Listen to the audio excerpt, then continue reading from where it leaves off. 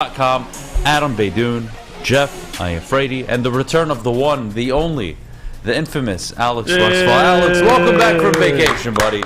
Welcome back, you sick fuck. Confirm the rumor. We're gonna start the show like that. I'm sorry.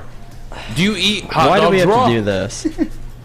We'll define raw. No bun, Right baby. out of the package. No, you cook it, no, you it's boil good. it. No bun, nothing. No. No He has a condiments. bun on it. He just doesn't put anything on You're it. spreading rumors. Not me, the No, man in yeah. that booth. You can't eat That- it without that was a bun. I totally just me. wanted to clarify. That was totally me. I'll put my hand up. See? He sat on the show yesterday. Well, I and said stood. that you choke on hot dogs. No, raw. I said he eats it. When you say raw, that's what you That's mean what raw. you said, buddy. Yeah. That's what you said. When you eat a We have hot dog video raw, evidence. No. that You defines can't as eat raw, it without though. at least a bun. All right. All right. Yeah, but you don't put anything on it. Like that's. All right, we're going to start the show. I just wanted to clear this up. You two can handle this after the show. All right? Welcome back, Alex. Thank you. Jeff, last night, Thanks for welcoming me back. Fish, you've always been here. You never left. leave. All right? Unlike some people.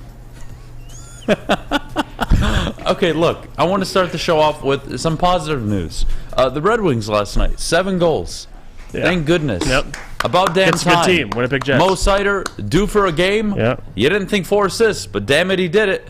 So, congrats to the Red Wings on a hard-fought victory. Finally, thank goodness, they won a damn game.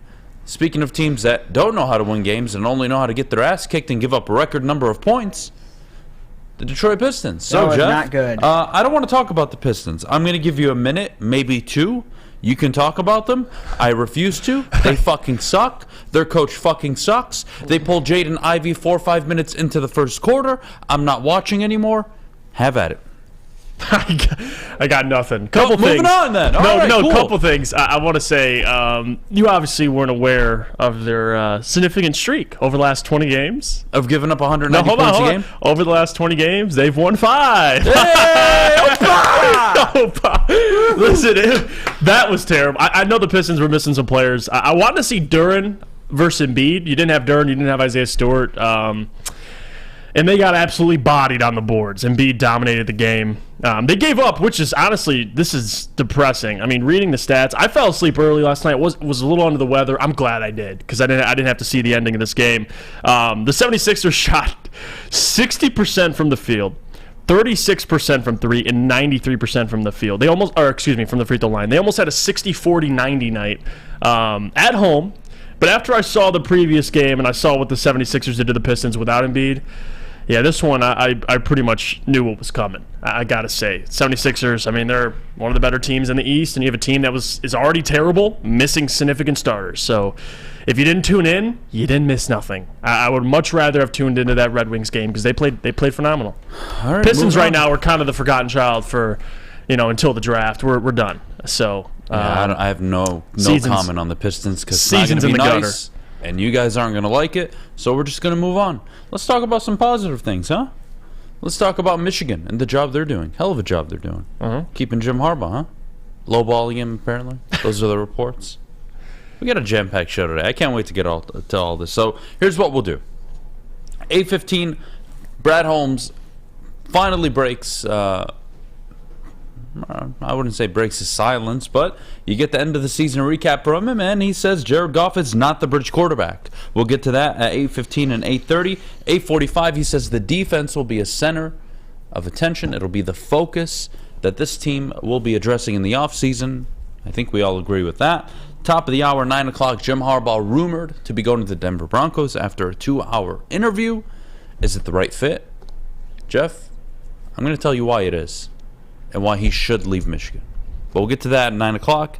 9:15, Brad Holmes, again, says it's easier to get better at quarterback. Or, excuse me, it's easier to get worse at quarterback than it is to get better. And there is so much truth to that I really, when I woke up, and I was kind of rehearsing and going over everything, Jeff, I watched back that same comment. And all I could think about was, man, from day one, you don't want to use the term bridge, that's fine, but this guy can be here for 3-4 years. Yes. Help you accomplish some major milestones, and you still have the luxury and the option to move on. it was such a win-win trade, but we'll get to that later on in the show. Are Michigan making a big mistake by not going all in on Harbaugh?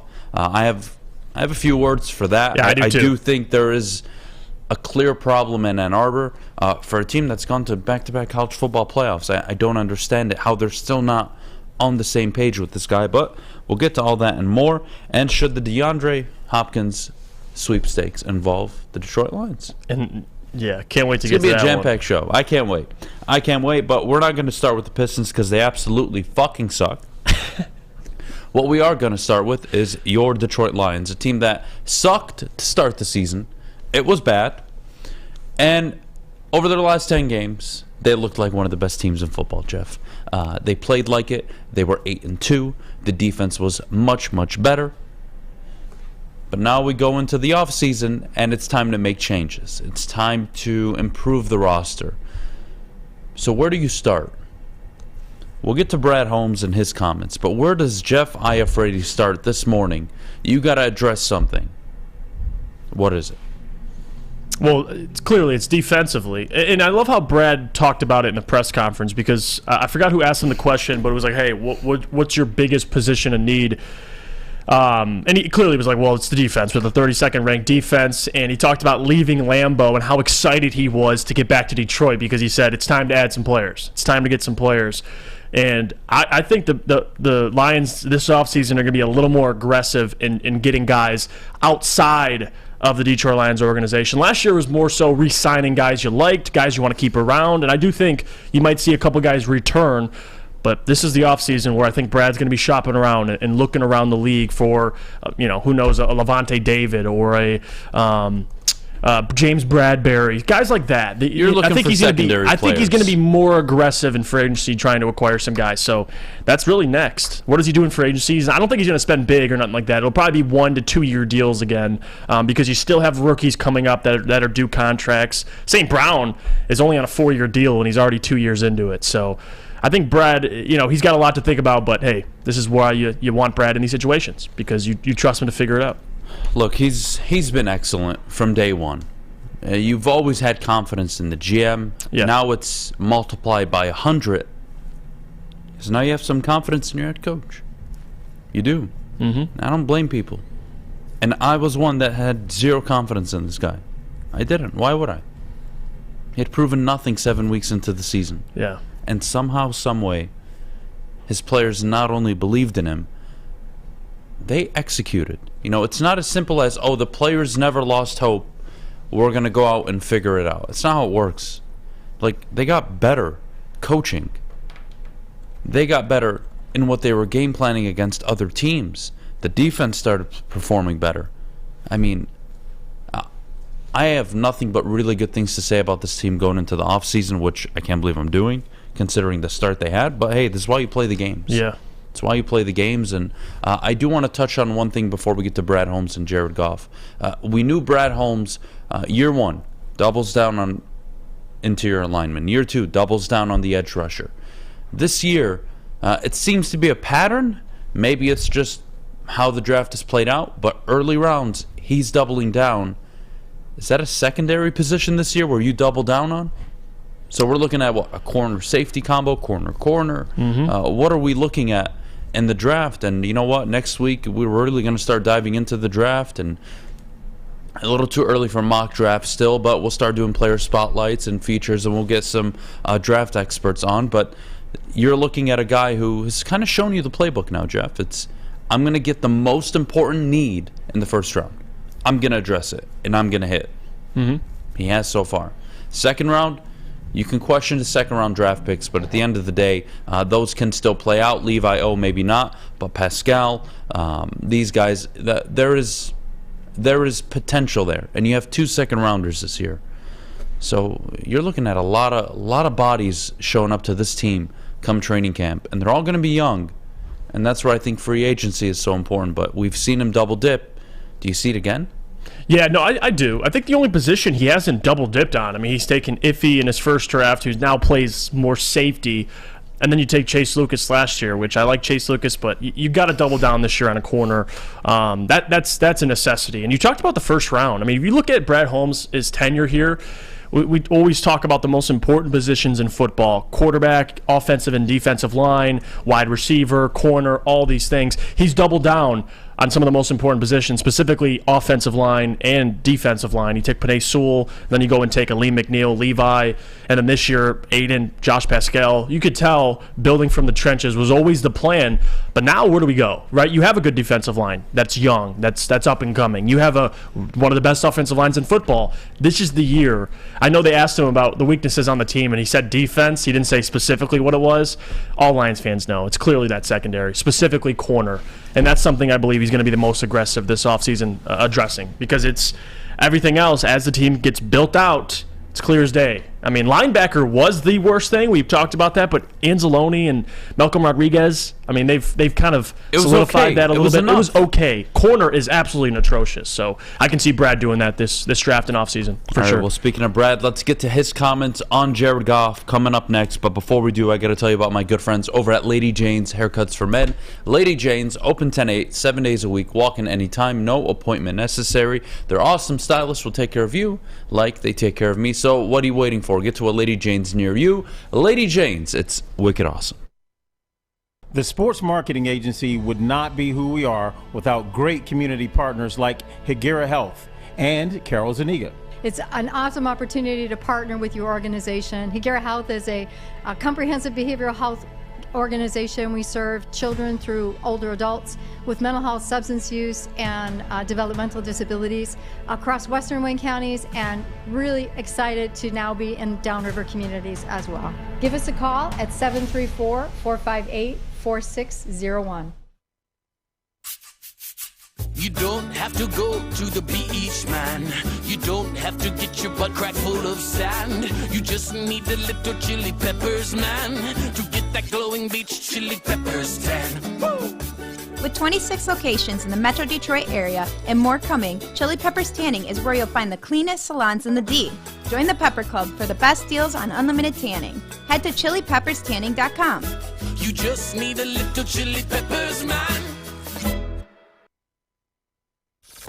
Woodward Avenue, the first paved road in America. Woodward Sports, the first sports network born in Detroit and made for Detroit.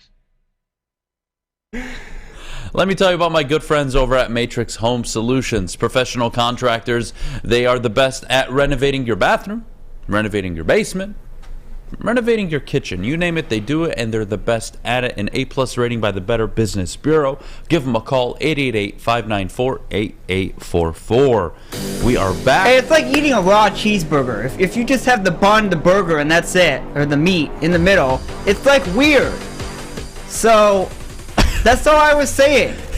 You get Deflux if you just have the bun and the meat on a burger, and no cheese, no ketchup, no pickles, onion, mustard. Like, I just put cheese on mine, but I'm a nerd, I'm a kid, I know that, so I'm like the odd one out. Would you eat a hot dog with no bun on it, though? No. Okay, what are we doing here? I correct answer. put That's it the correct fine. answer. What I was are we just doing? testing fish. I was getting crap during the advert break.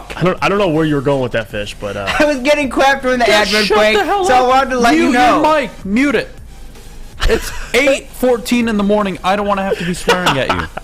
Well, you just did, so I can't help that. Jesus Christ. Not another word.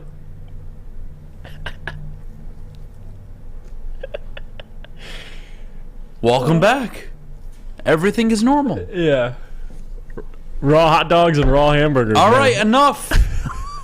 Jesus Christ. Where All are we right, going let's with talk this, about man? Brad Holmes. Yeah. Yesterday stands up at the podium and says Jared Goff is not a bridge quarterback. And look, I'm not going to play the he said, she said game or read into what he said or didn't say. What I'm going to tell you is every quarterback that isn't a top 5, top 7, top 8 quarterback is a bridge, whether you acknowledge it or not. Now, having said that, does that not mean that the Lions can't put their arm around Jared Goff and have him be the quarterback for the next 3-4 years? I think that's very feasible. Right. He's played at a Pro Bowl level this season with a healthy offensive line. An offense where for a few weeks it wasn't healthy at all, really. No. And he still managed to put together one of the better seasons among all quarterbacks, not just NFC quarterbacks. So, yes, I think he's not only earned the right to be the starting quarterback, I don't need Brad Holmes to tell me he's not the bridge, because I wholeheartedly believe in this man. I believe in what he's doing. And I know in the back of his mind, he knows. One, if the player is available, I'm going in if we fall in love. But you can't convince me that over the next year, 2, 3 years, if the Lions are sitting at any pick and they fall in love with the quarterback, that they wouldn't do it. That is a lie. You're lying to yourself. Having said that, both things can be true. Jared Goff can be your starting quarterback for the next 2, 3 seasons and still not the guy for the next 8, 9. That's fine. Why are we thinking so far ahead? When the opportunity comes, Jeff, to take your guy, you do it. I trust Brad Holmes to do it. I have no problem. If it's this draft, if it's the following, if it's the one after, no problem. If Jared Goff is giving me this level of production, if he's protecting the football the way he has, where down the stretch he hasn't thrown an interception in his last 324 passes, tied 5th most all time. If he's giving me that type of production, protecting the football, why the hell am I concerned about the quarterback position? Right. Why the hell would I insert a 20, 21-year-old unless I am so bought into them? I have no incentive to do it. And just like Brad Holmes said, hey, defense is a problem. We're going to shore it up. Hey, buddy, you got 2 first-rounders, 2 second-rounders. Go address the defense, and you'll be winning the North next year. You'll be winning the North 2 of the next 3, maybe 4 seasons. Yeah. No doubts in my head. With Jared Goff as your quarterback. Is Jared Goff a top 5, top 6, top 7 quarterback? No. Is he a franchise quarterback that you wrap your arm around and give him the whole fucking system? Give him the whole franchise? Give him all the money in the world? No. But he's a guy I'd be willing to pay $30 million a year to be my quarterback because he's reliable. He's trustworthy. He's producing at an elite level. We forget what he did with the Rams. I know he was thrown away, rightfully so at the time, but they found something with him. And I don't have a problem with Brad Holmes saying this at all, Jeff. Yeah, and you nailed it. Now, on top of that, too, the quote by Brad Holmes, which I absolutely loved, is it's much easier to get worse at quarterback than to upgrade at quarterback. And I think me and Brad, obviously I didn't watch, Brad hasn't talked about this publicly, so I didn't know this, but the only thing, and this I've been echoing this for months now, I'm okay with Jared Goff. I think for me, it would have to be a clear upgrade, or it would have to be somebody that you think could be better than Goff. Then I'm all ears, right? My guy was Bryce Young in this draft. You're not probably going to get him. So Goff is fine to me. And what frustrates me is reading national media and seeing, the biggest need for the Lions in the offseason. Every national media or national website that covers multiple different teams, the biggest thing for the Lions is always the quarterback. And I'm like, do you guys watch the Detroit Lions? The quarterback position is far from what they need right now, and Brad already echoed that at the press conference. It's defense. Defense. That's the biggest need. You could win a lot of games with Jared Goff. I do believe that. You can win playoff games. Now, winning a Super Bowl, he got there previously with the Rams, and Brad also mentioned that, which I loved, and he said that people feel how they feel about Jared because they're so quick to forget what he did in L.A., which is fair. And he's only 28 years old. I mean, you're seeing a really perfected version of Jared Goff this year from the start of the year to the end of the year. The end of the year, 15 touchdowns, 0 interceptions. Now, I also believe every year is its own year. So we can appreciate Goff this year. He played extremely well. Now, next year, we're going to see how he plays and how well he plays, because that's a big thing. But I never lost faith in Goff. The only thing I always said was, if you can find an upgrade, you can find an upgrade. And Brad Holmes said that exact same thing at the press conference. He said, well, they asked him a couple different questions, and he answered it in different ways. They asked him first about him being a bridge, and he said, well, no, I don't see him as a bridge. I see him as somebody that we can start, be our starting quarterback for the next couple of years. And then someone else asked him about sitting a quarterback behind him, and he also said, well, yeah, I mean, I see that as an effective option, especially because the quarterback position is so hard to find. To find guys that are good. Wrong? No, he's not wrong. And this is why I love his approach, because he's telling us to our face, into Lions fans' faces, hey, Goff's our guy. But if there's a clear upgrade in the draft with the assets we currently have, which is the 6th overall pick, I'm going to take a look at him, because it's all about players, right? If you think the quarterback available, let's say CJ Stroud is it, I'm just saying, not saying I'm a fan of him. If he feels like CJ Stroud is the most valuable player out of the guys available at 6, I do believe Brad Holmes, he would be a guy that could pull the trigger on that. Here's a team that hasn't had, you would call, the most success in terms of winning a division. Yes. Or getting even to the playoffs outside of this year. And they haven't been to an AFC title game. They haven't won a playoff game, and that's the Chargers. And I want to read you the 3 drafts prior to them drafting Justin Herbert. Okay? Mike Williams, Desmond King, Derwin James, Justin Jones, Justin Jackson, who's now with the Lions, funny enough, Jerry Tillery, Drew Tranquil, Nasir Adderley, and then they drafted Justin Herbert. And the one prior, they got Joey Bosa, Derek Watt, Hunter Henry at the time. This team has been drafting pretty well, 2-3 stud players a draft. Right. Building up to when they finally got him. And did you know where they got Justin Herbert? Fell right in their lap. What pick? Was it 5? 6? 6. Yeah. Buffalo Bills. Fell right in their lap. Want to do the Buffalo Bills example? I'll show you the Buffalo Bills draft history. You go to the Buffalo Bills, let's go 3 years prior to drafting Josh Allen. They didn't have a first-round pick in 2015, so I'm going to go ahead a year, 2016. Shaq Lawson, Reggie Ragland, Jonathan Williams. The next year, Tre'Davious White, Zay Jones, Deion Dawkins, Matt Milano, Nathan Peterman, Tanner Vallejo. You go to the following year, Josh Allen, Tremaine Edmonds, Harrison Phillips.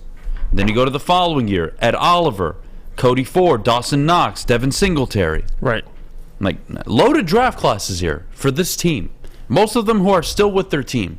And the point is, if you don't have a problem at quarterback, right? What incentive do I have to go for one? Now, if at pick number 6, hypothetically here, I'm not saying this is what Brad Holmes is thinking.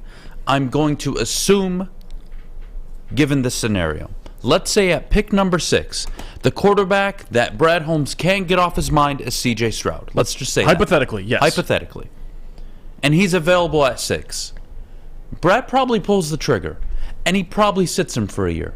But what I think realistically will happen is that's not going to happen. I think 3 quarterbacks go within the top 5. I would agree. And what will happen is at pick 6, you will land a Will Anderson, a Miles Murphy, a potentially Jalen Carter.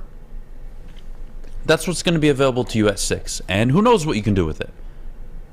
I do think it's defense this year, but the point is, whether it's this year, next year, the year after, if I continue to build my roster, you've seen the 49ers go 5-0 with Brock Purdy.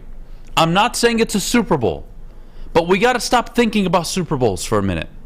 One team wins it every year. Right. Can you win your division? Start there. Yeah. You win your division, you prove you're one of the 4 best teams in the NFC. Cool. Moving forward after that, can you win playoff games? Can you host a playoff game? Can you get to a conference championship game? Can you win multiple playoff games in a single season? These are milestones, not the Super Bowl. The Super Bowl is nice. It is everybody's dream. I hope one day all of you in Detroit, including myself and Jeff and everybody in here, get to watch the Lions potentially win a Super Bowl. Hell, even play in one. But we got to start at step 1 before we get to step 55. Okay? And step 1 is building the roster. Step 2 is going out and competing and maybe winning your division. And then you start to build something. And then you start to like what's going on here. And what changed with Dan Campbell? At 1-6, nobody had any confidence. None of you would call in and explain why we should have confidence in him. What did he start doing? He started winning games. Oh, the confidence is there now. Shocking, right? I give you lemons, you make lemonade. It's very simple, guys. You win, people have confidence. And it goes back to the GM. Why? Build the roster. Fix the defense. If I told you before the season everything that would happen with the offense, Jared Goff stats, you would finish with a top 5 scoring offense. If I told you your defense was ranked 20th in the NFL, you would say you could compete for the division and for sure a wildcard team. And that's what would happen. But unfortunately, at a bottom 3 defense this year. Sucks. You got to fix it. Yeah. Start there. And I'm not concerned if he takes one this year, next year, the year after. I'm not. Unless Jared Goff regresses significantly, There is no urgency to draft a quarterback. No, I 100% agree with you. And if you look at the draft, too, the leverage that Brad Holmes has, I mean, you're picking 6th. Let's look at the teams that are behind him. I mean, you have the Las Vegas Raiders, the Atlanta Falcons, the Carolina Panthers, Tennessee Titans. These are teams that could be in the market for a quarterback. And I think, although you're picking 6th, then you have the Seahawks, the Colts, and the Texans in front of you, and those 3 teams, you could argue, could take a quarterback. Who knows if they will? Brad Holmes has a lot of leverage here. Like, if you like some of these defensive players that you feel like you can get at 9, 10, 11, whatever it is, trade back. Get more assets. One of these teams, there might be a team like Carolina that wants to jump Las Vegas to get a quarterback. You could have Atlanta that wants to jump Las Vegas to get a quarterback. Even though Las Vegas is in the Tom Brady sweepstakes, you never know if they're going to take one just to sit them behind Tom Brady. So, again, a lot of leverage that Brad Holmes has here. And honestly, a smart move might be trading back. Guys, please stop bringing up Trent Dilfer. Oh, gosh. And Brad Johnson. Yeah, those are... Please do me a favor. Break your keyboards and stop typing. Please. I'm going to name you notable starting quarterbacks over the last 10 years in the Super Bowl. Just the last 10. In the modern era of football. Let's go over the last 10 years. Who started? That wasn't a franchise quarterback. A guy that you'd give the whole shit to. All right? Well, Jimmy Garoppolo, Jared Goff notably, Nick Foles, Matt Ryan, Cam Newton, Colin Kaepernick, Eli Manning. 90% of those lost in the Super Bowl too. So, like, Jeff, work with me here, though. I know. I know. I'm just telling you. I'm not saying win a Super Bowl. I'm not putting that. Right. So we're not talking about winning a Super Bowl. We are talking about winning your fucking division first. Yeah. And then maybe winning a playoff game or 2, and maybe getting to a conference championship in the future, and then you can talk to me about the Super Bowl. Build a team that's good enough. The team right now is not good enough. No. So why am I going to talk about a Super Bowl? Why am I going to compare him to Trent Dilfer and Brad Johnson? I'm not going to do it. But almost every season, a quarterback who isn't a top 5 quarterback has been in the Super Bowl. You don't look at Jimmy Garoppolo as a top quarterback. You don't look at Jared Goff as a top quarterback. You don't look at Nick Foles as a top quarterback. You never looked at Cam Newton outside of that 1 year. Yeah. So what is it? What did the Panthers defense have that year? Dogs. Luke Kuechly. Yeah. And studs across the board. Yep. Build the fucking roster. Build the roster, and your coach hopefully can do a ton with it. But you got to win the division before you ever talk to me about a Super Bowl. You want to say, oh, well, we get in and we have a chance. We're a wild card team. Sure, whatever. You want to be the anomaly? You want to be the 3%? Go for it. If that's what you want to risk your life on, go. Mm-hmm. But Brad Holmes, shore up the defense, and this is a division winner next year. Yeah. It's that simple. And you have a quarterback right now that I believe can get you to a NFC championship game. So Jared Goff to me is good enough, but they got to build this roster out. I mean, talk about the 49ers with Jimmy G, so on and so forth. Jared Goff with the Rams. Those teams had monster defenses. Now, both teams felt like, hey, we have a great team. We need to upgrade at quarterback, but they got to that point where they could say that. Right now, the Lions can't say that. Jared Goff's fine. He's the last of my worries right now. And to echo what we've been saying for weeks now and maybe even months, defense in the draft. Don't worry about drafting a quarterback. That's off the table. And we'll see what Brad Holmes does. He's got a lot of leverage. And you want a guy like that in that position. So we'll see what happens. I still think trading back is still on the table. All right, fair enough. Well, look, let's take a break. When we get back, I want to continue with Goff. I want your guys' opinions. We'll throw some polls up in the chat. But I think we need to have a conversation about why Jared Goff is in the position he's in and why he's earned it. We'll do that in a minute, but before we do, Jeff, our good friends over at Cintron. Let me tell you about them. Cintron is the official energy drink of the Red Wings. Cintron has combined all 3 of their delicious flavors into a limited edition 6-pack sampler box. You could try Cintron's great tasting cranberry, sugar-free, classic, all in one pack. Pre-order your Cintron 6-pack sampler box today at cintronworld.com/Red Wings. Get energized with Cintron. What's a winter wonderland if you can't shop, eat, and play?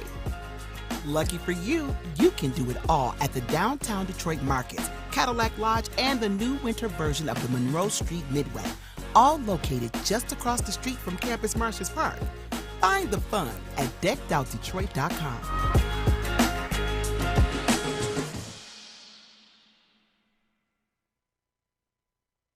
Hi, I'm John from Better Rate Mortgage, and to me, family is more than blood. That's why I have the biggest family in Metro Detroit. If you're looking to buy a house or refinance and need a loan, come get treated better than family by me and our entire team here at Better Rate Mortgage. We pride ourselves on giving you better advice, better service, and a better loan experience. That's why we are Better Rate. If you're looking for a new mortgage, come get treated like family. Actually, better with Better Rate Mortgage. Visit us at mybetterrate.com or call at 248-480-4467 today. You have an opinion? Make sure it's seen and heard. Tweet us, hop on the YouTube chat, slide in the DMS at Woodward Sports on all social media. It's a great day to get some Centron in your life. Okay. There it is. Centron, here we go. Gotta grab the cranberry. Oh wait, it's 2 for $4. Gotta double up with the classic as well. Centron World, baby. Centron, available at select Krogers, and if you wanna know how, go to @CentronWorld.com. You get dope like me. You know what? Why wait?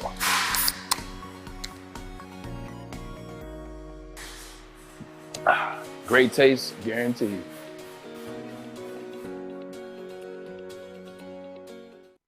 Get a shot up. This is for the win. All of Detroit's sports teams live on Woodward. All of Detroit's sports coverage lives on Woodward Sports. Driving the best in Detroit sports coverage. At Alta, uptime matters. Alta Equipment has everything you need to get the job done. If you have a big project coming up, Alta Rent has you covered. Call them today, 844-GO-TO-ALTA. That's 844-GO-TO-ALTA today. All right, we are back here on the Morning Woodward Show live, woodwardsports.com as always. Appreciate all of you for joining us this morning. Jeff, let's talk to the people a little bit. Let's throw this poll up in the chat, Alex, if you don't mind. Has Jared Goff earned the right to be the quarterback of this football team? And Jeff, I'd like you to explain to people why, because I think we both agree, yes, he has. Yeah, I think he's not, I don't want to say completely erased, but he's changed a lot of people's minds. When he was first acquired here, at least in my opinion, looking at it, it's like, okay, you get Jared Goff as a throw-in. The main thing was you traded Matthew, you get the 2 first-round picks and a third-round pick, and you're saying, okay, maybe Jared can be the quarterback while we kind of build this thing out. But after last season and all the crap that specifically he and the offense went through, all the injuries, and to now this year to be a top 3-4 offense with Jared Goff as the quarterback, he's proven, and you've seen the narrative change for a lot of Lions fans. I remember doing the show last year, and nobody was talking about Jared Goff being the future. And now this year, he has a great year. He's top, 6, 7 in multiple categories. The Lions have had a consistent offense all year, besides a couple of those games. And Jared Goff is playing some of the best football he's played in his career. And again, whether you want to say it's Mark Brunell, Ben Johnson, whatever the case may be, Jared Goff has changed a lot of people's minds. And on top of that, I think he's kind of proven, or at least echoed, what Brad Holmes has already said about him. I mean, when he first got here, Brad Holmes even said it, in his press conference yesterday, I've always had confidence in Jared Goff. I knew what he went through in L.A., and he didn't throw shade at L.A., but at the same time, he's like, I don't know how many quarterbacks would have succeeded in that situation. And they needed a guy like Matthew Stafford. They wanted a change of scenery. Jared Goff's here, and you're seeing not only the confidence, but for Jared Goff, he's the most comfortable. I guess that's the right word for it. Because I watched Jared Goff in L.A., and watching him in Detroit, he looks a lot more poised, a lot more comfortable. And now we'll see how that translates next season. But Jared Goff's play this year, rightfully so, has gave Detroit Lions fans a lot more confidence in him. And now you can actually have the conversation, should he be around long term? And I know the $30 million scares people away. And if you look at quarterbacks in the NFL and what some of the better quarterbacks are making, Jared Goff's like top 7, top 8. And for his play, he's playing like a top 6, top 7 quarterback. So I'm not as concerned about the $30 million. I mean, if you just want to get a rookie just to get a rookie on a rookie deal, I think that's not the right way to do it, unless you have confidence that rookie can be better than Jared Goff. I know that Malik Willis conversation last year was absolutely ridiculous, but that was kind of the reasoning for it, is you get a cheap rookie who has a higher upside. At the end of the day, like Brad Holmes said, it's much easier to downgrade at quarterback than it is to upgrade. So as much as you want to say about Jared Goff, in my opinion, we're very thankful to have him. At least looking around the NFL and seeing some of these teams that have good defenses, decent offenses, but they don't have a quarterback, i.e., I don't know, Las Vegas or the Colts, or you could keep going. I mean, there's teams that need a quarterback right now. Tennessee is another example. The Lions have the quarterback. You just got to continue to build this roster out. And with Brad Holmes at the helm, as good as he is through the draft, that's going to happen very quickly. I mean, give him a couple more drafts, and you still have a ton of assets this year. So Jared Goff, to me, man, he's proven, he's done a lot. He's changed the narrative a little bit. I know people still looking at the future. Is he going to be here long term? I don't know. But at least for right now, Jared Goff, if you talk about the list of things you're concerned about this team, Jared Goff is near the bottom. I mean, there's not too much to be concerned about. Number one, can we fix the 32nd ranked defense? That's probably my number one concern. But Jared Goff, I think, has changed a lot of people's minds with his level of play this year. No doubt about it. All right, so here's where I'm at, Jeff. Tell me right or wrong. Feel free to intervene. By the way, Brandon with an amazing comment in the chat. Adham is a Malik Willis guy. Damn right. No, it's sarcasm from him. He's joking, obviously. It's funny. That's all. The Lions should maybe pursue him in the offseason, Jeff. What do you think? I can't believe that was a thing. I mean, can we all take 1 minute? Do we mind? Like, let's all take 1 minute and just appreciate what happened last season and what we had to go through. Like, all the Malik Willis talk. That was so fun. That was so fun. Oh, God. Wanted to kill myself half the time, but hey, it was fun at least, right? Yeah. Gotta have fun doing the job every once in a while. It's funny that last year in a worse quarterback class, people were clamoring for a quarterback, and now this year with a little more talent at quarterback, majority of people don't want a quarterback. Like, it shows kind of how Jared Goff, with his level of play, has kind of bought more people in, and rightfully so. So let me sell you on this. Oh, gosh. Because let's not be naive here, right? 97% of you have said and agreed that Jared Goff has earned the right to be the starting quarterback of this football team. I agree with you. I don't have a problem with that at all. When I use the Alex Smith example, this was the ideal scenario. Jared Goff could walk in, give you 3, 4, 5 seasons at most as a starter, and then hopefully by then you would have been a contender, falling a little bit short. You found your guy, and then you moved on, right? Now, easier said than done. It's not that easy, but look what we have in front of us, guys. Yeah. You have the opportunity to upgrade your defense and win the North next year. Jared Goff's stats this year: 4,200 yards.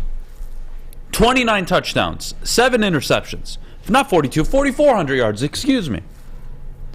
The guy played at an elite level, his best season since 2018, when everybody around the league said, this guy is the future of the NFL. This former number 1 overall pick is taking that next step. That was the conversation, 5 years ago?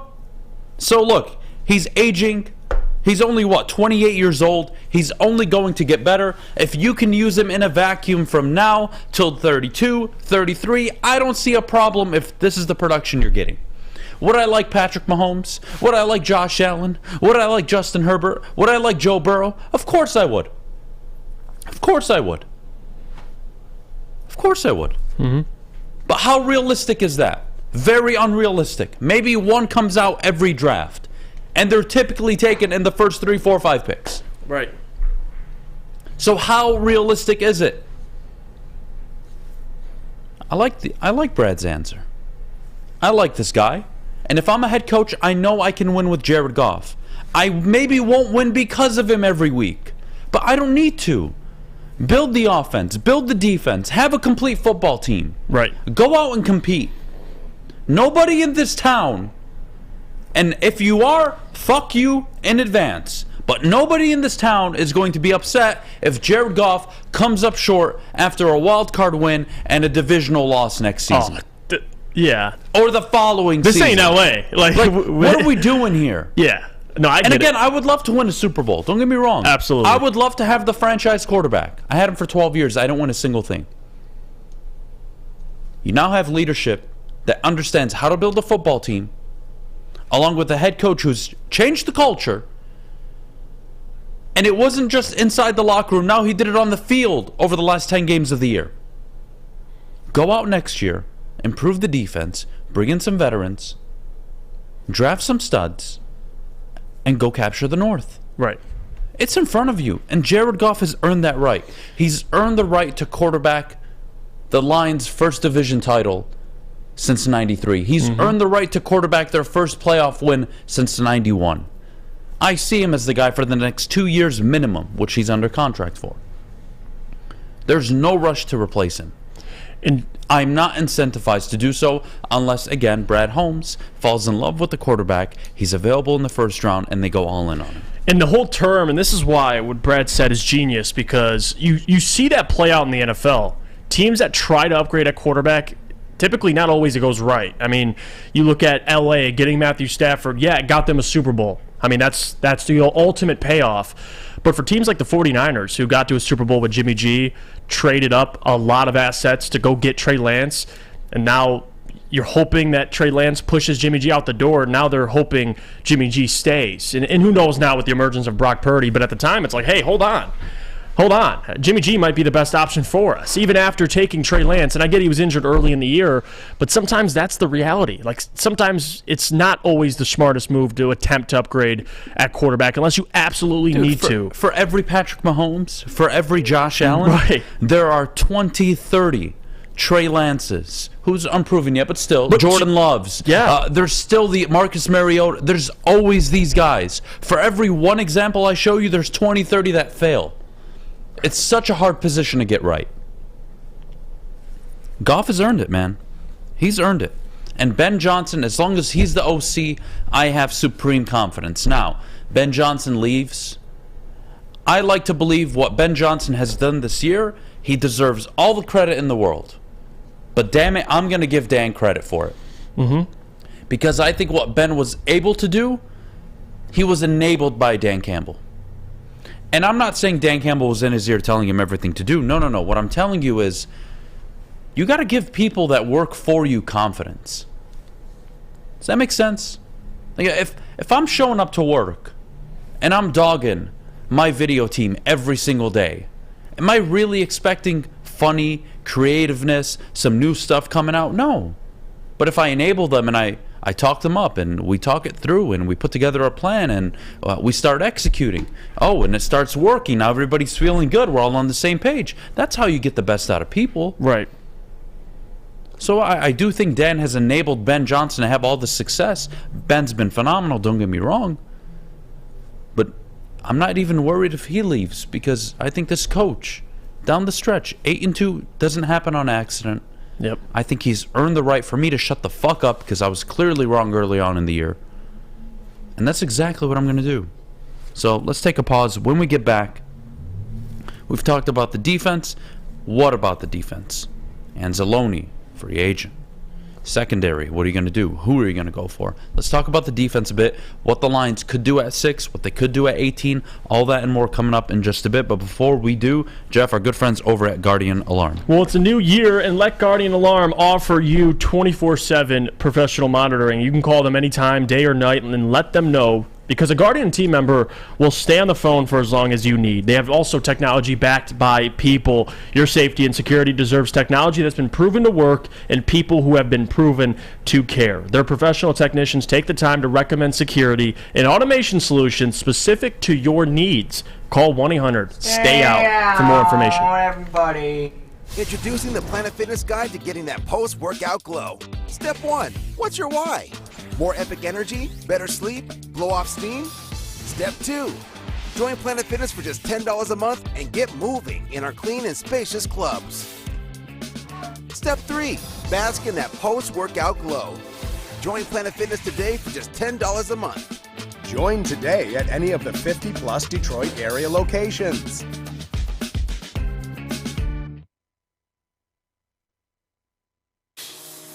It's a great day to get some sense around in your life. Okay. There it is. Centron, here we go.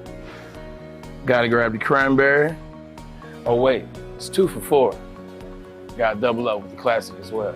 Centron World, baby. Centron, available at select Krogers, and if you want to know how, go to @CentronWorld.com. You get dope like me. You know what? Why wait?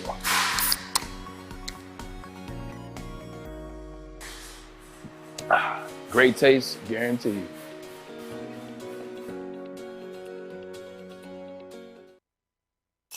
The only sports network in Detroit that starts with a W. You know, because we win. Woodward Sports, Detroit's winning sports network.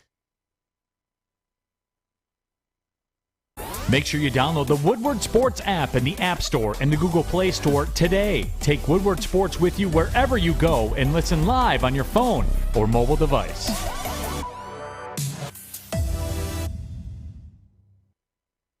Let me tell you about Ryan Armani and his journey to losing 27 pounds. I can't believe it. I'm so very happy for him. You see the jelly rolls sitting over there.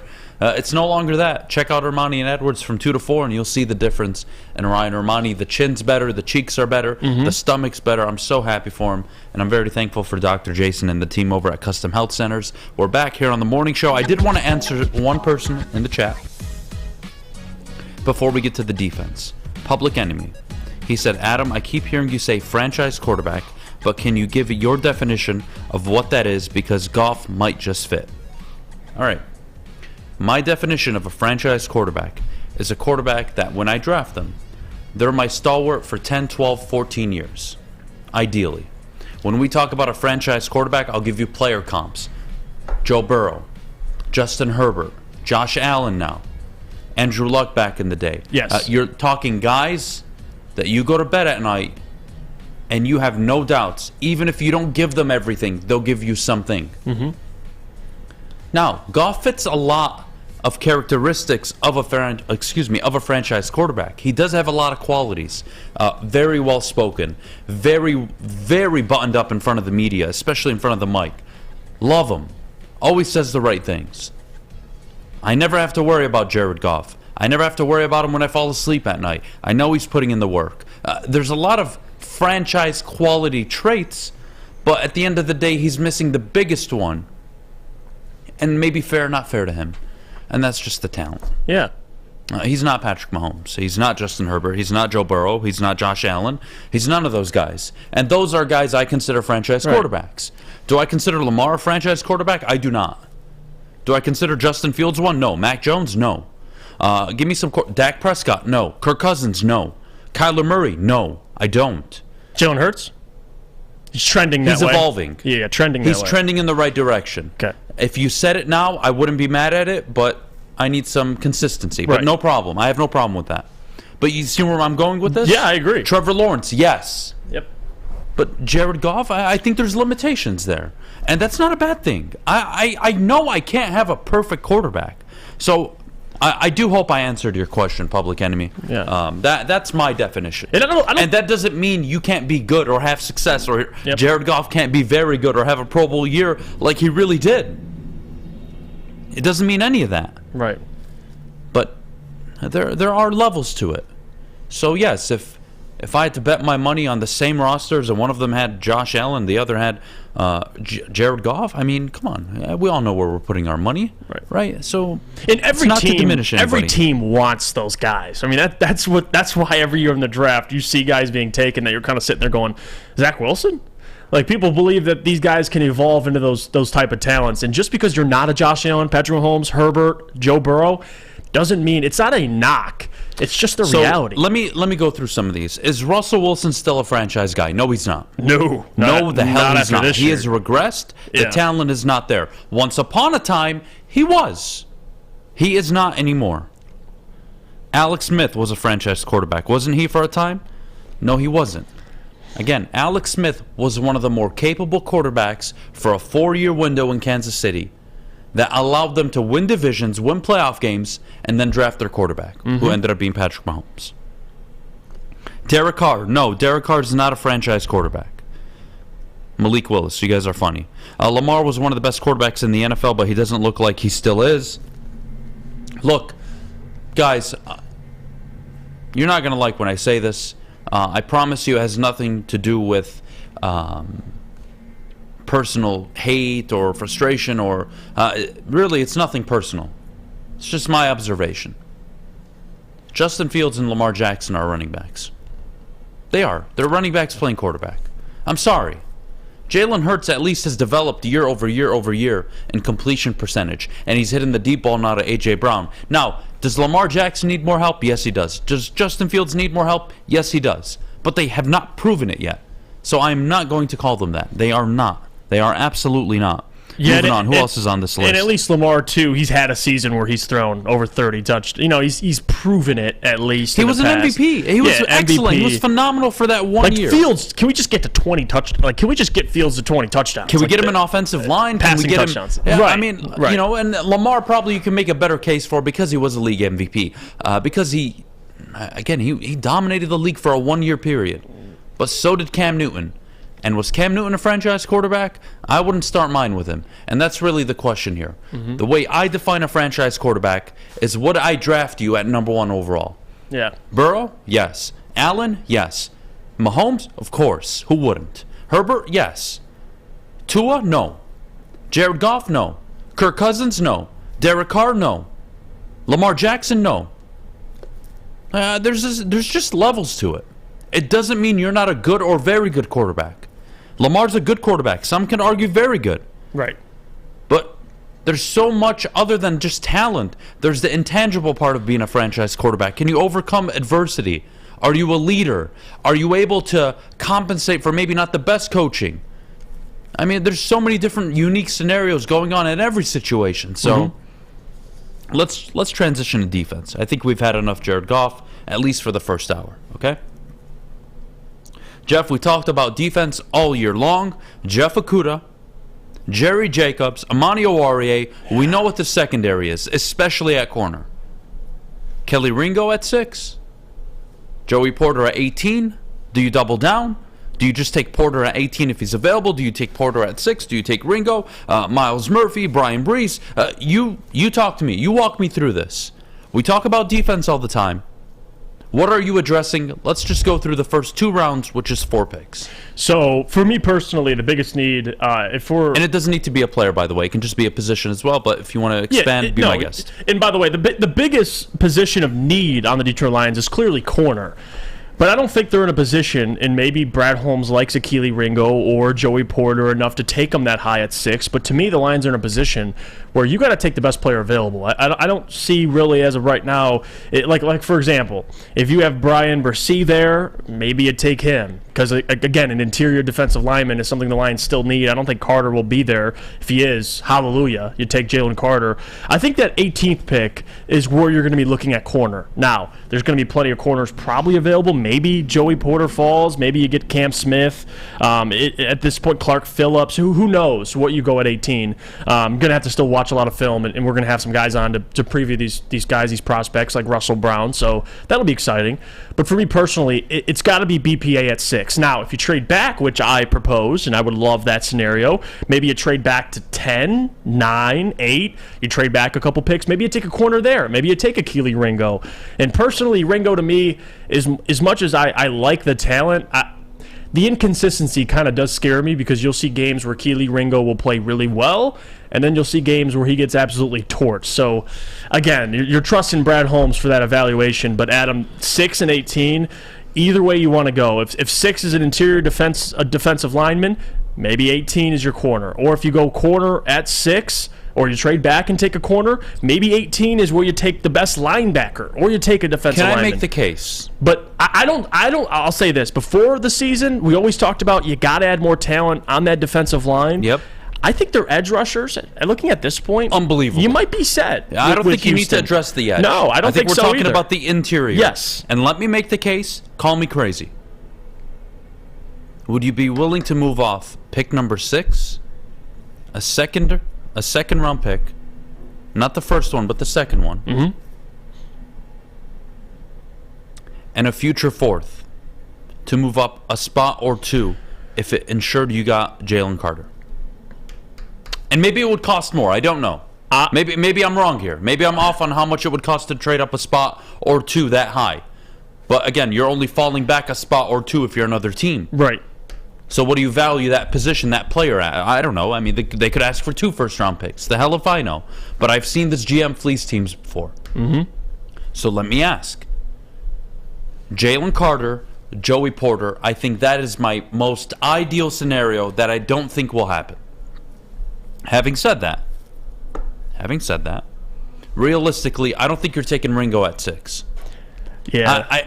If Sauce Gardner, if Derek Stingley even were taken in this draft, they would both be ranked ahead of him as prospects. Mm-hmm. Not to say he won't be very good. At pick 6, I mean, we had this conversation with Okudah. If I'm going to take a corner at 6, motherfucker, you better be all pro. You better be all pro. The same treatment Okudah got, whoever the hell this is at 6 is going to get it too. Yep. It's not about Okudah. It's not about anybody. It's about what am I taking, where am I taking it, what value am I expecting. At pick number 6, I would love for them to get an interior lineman. Myles Murphy, Brian Burris, Jalen Carter preferably. Yes. Yeah. That would be so ideal. Unlikely. Carter probably goes 1, maybe 2, maybe 3. That's if we're honest here. I think you'd be stupid if you're in the top 4 and you all passed on him, to be honest. Mm-hmm. But then there's the Will Levis conversation. C.J. Stroud, Bryce Young. Could be 3 quarterbacks in the top 5. But who's the first 2 players off the board if it's not them? Will Anderson and Jalen Carter. So yeah, no doubt about unlikely at 6 for the Lions. Yeah, and that's why the Lions are in a great situation. Like, even though you're picking at 6 and you might just want to stay there and take the best player available, you don't have to do that. Like, it depends who Brad Holmes falls in love with. If he wants to take a corner, my suggestion, and you'd probably agree, would be to trade back a little bit. You could probably still get Keely Ringo. But if not, take the best defensive lineman or linebacker, and then maybe at 18, you take the best corner available. Cam Smith, I know you guys mentioned Witherspoon, which is somebody that probably one of my favorite corners to watch. Him or Emmanuel Forbes. But Emmanuel Forbes isn't going, he's probably going early second. So there's a lot of options on the table. I think the secondary, specifically at corner and linebacker, not at 6, you're going to probably take a defensive lineman, interior defensive lineman, but those are the positions of need. We both agree you got to double dip defensively in the first round. I don't see a scenario. I mean, if you want to take a quarterback, if I'm looking at this mock draft right now, I mean, C.J. Stroud's gone at 4 to the Indianapolis Colts, and you have Bryce Young to Houston. All that's left is Will Levis and Anthony Richardson, which I wouldn't touch with a 30-foot pole. Myles Murphy to me. It wouldn't mean a team wouldn't trade up for him. Myles Murphy to me. If let's say Carter likely off the board at 6, you're looking at a guy that can line up on the edge and the interior. I would say a 60-40 split. And people forget Aaron Donald, interior and on the edge. It's okay. So, he's very interesting at 6. Look, Stroud in most boards is available at 6. I'm very curious to see what Brad Holmes does there. I wouldn't do it. I think defense is more important going the North next year. Now, if you think Stroud is a franchise quarterback, well, you take that chance. That's where I'm at. What do you think about people? Because I see this conversation so much lately. Is 18 drafting, who, Beydoun Robinson? Look, I don't. Because I don't like it. I don't like first-round running backs. That is a personal vendetta I have. Maybe I'm wrong. Maybe Beydoun is the next Barry fucking Sanders. Who knows? All I know is that is the least of my concerns. And in the first round of the NFL draft, my job as a GM is to address everything that I am concerned with. Right. What am I concerned with? My corners suck, especially on the outside. My linebackers are slow. I need a fucking guard. I need a lot of things before I need a running back. Especially when I can get a Deuce Vaughn. Maybe he goes undrafted. Maybe I pick his ass up. Like, there are so many running backs this year. It is the least of my concern. Yeah. Especially coming off another draft class the year prior where Tyler Algier, Damian Pierce, I can go through all of them. Brian Robinson. Mm-hmm.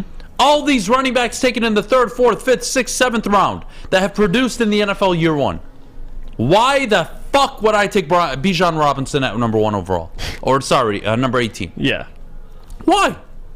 Like, I have no incentive for it, guys. To me, that's like a That's like a luxury pick. Like if you're and they have him mocked right now to the Ravens. That sounds like something the Ravens. It's late in the first round. I got to double check. I think it's 20. They have him at 24 to the Ravens. Like that sounds like a Ravens move. Like, oh, we got a good defense. We got a quarterback. That's fine. Go get Lamar another fucking running back. Last I checked, you guys need receivers. Yeah. So how about you don't fuck that up? And whoever made that board is stupid as hell. Honestly. But my point being, go look at this past draft, dude. My point being, the Lions, they have much Jeff, more important needs than drafting a running back. Name me the wide receivers taken in the first round. Chris Olave, Drake London, Chris Olave, James Williams, Garrett Wilson, yep, Garrett Williams, Jahan Dotson, Jamison Williams. Yeah, Garrett Wilson's a stud. Treylon Burks. The Ravens would kill for any one of them. Yeah. Whoever mocked Beydoun to the Ravens, suck my balls. You're an idiot.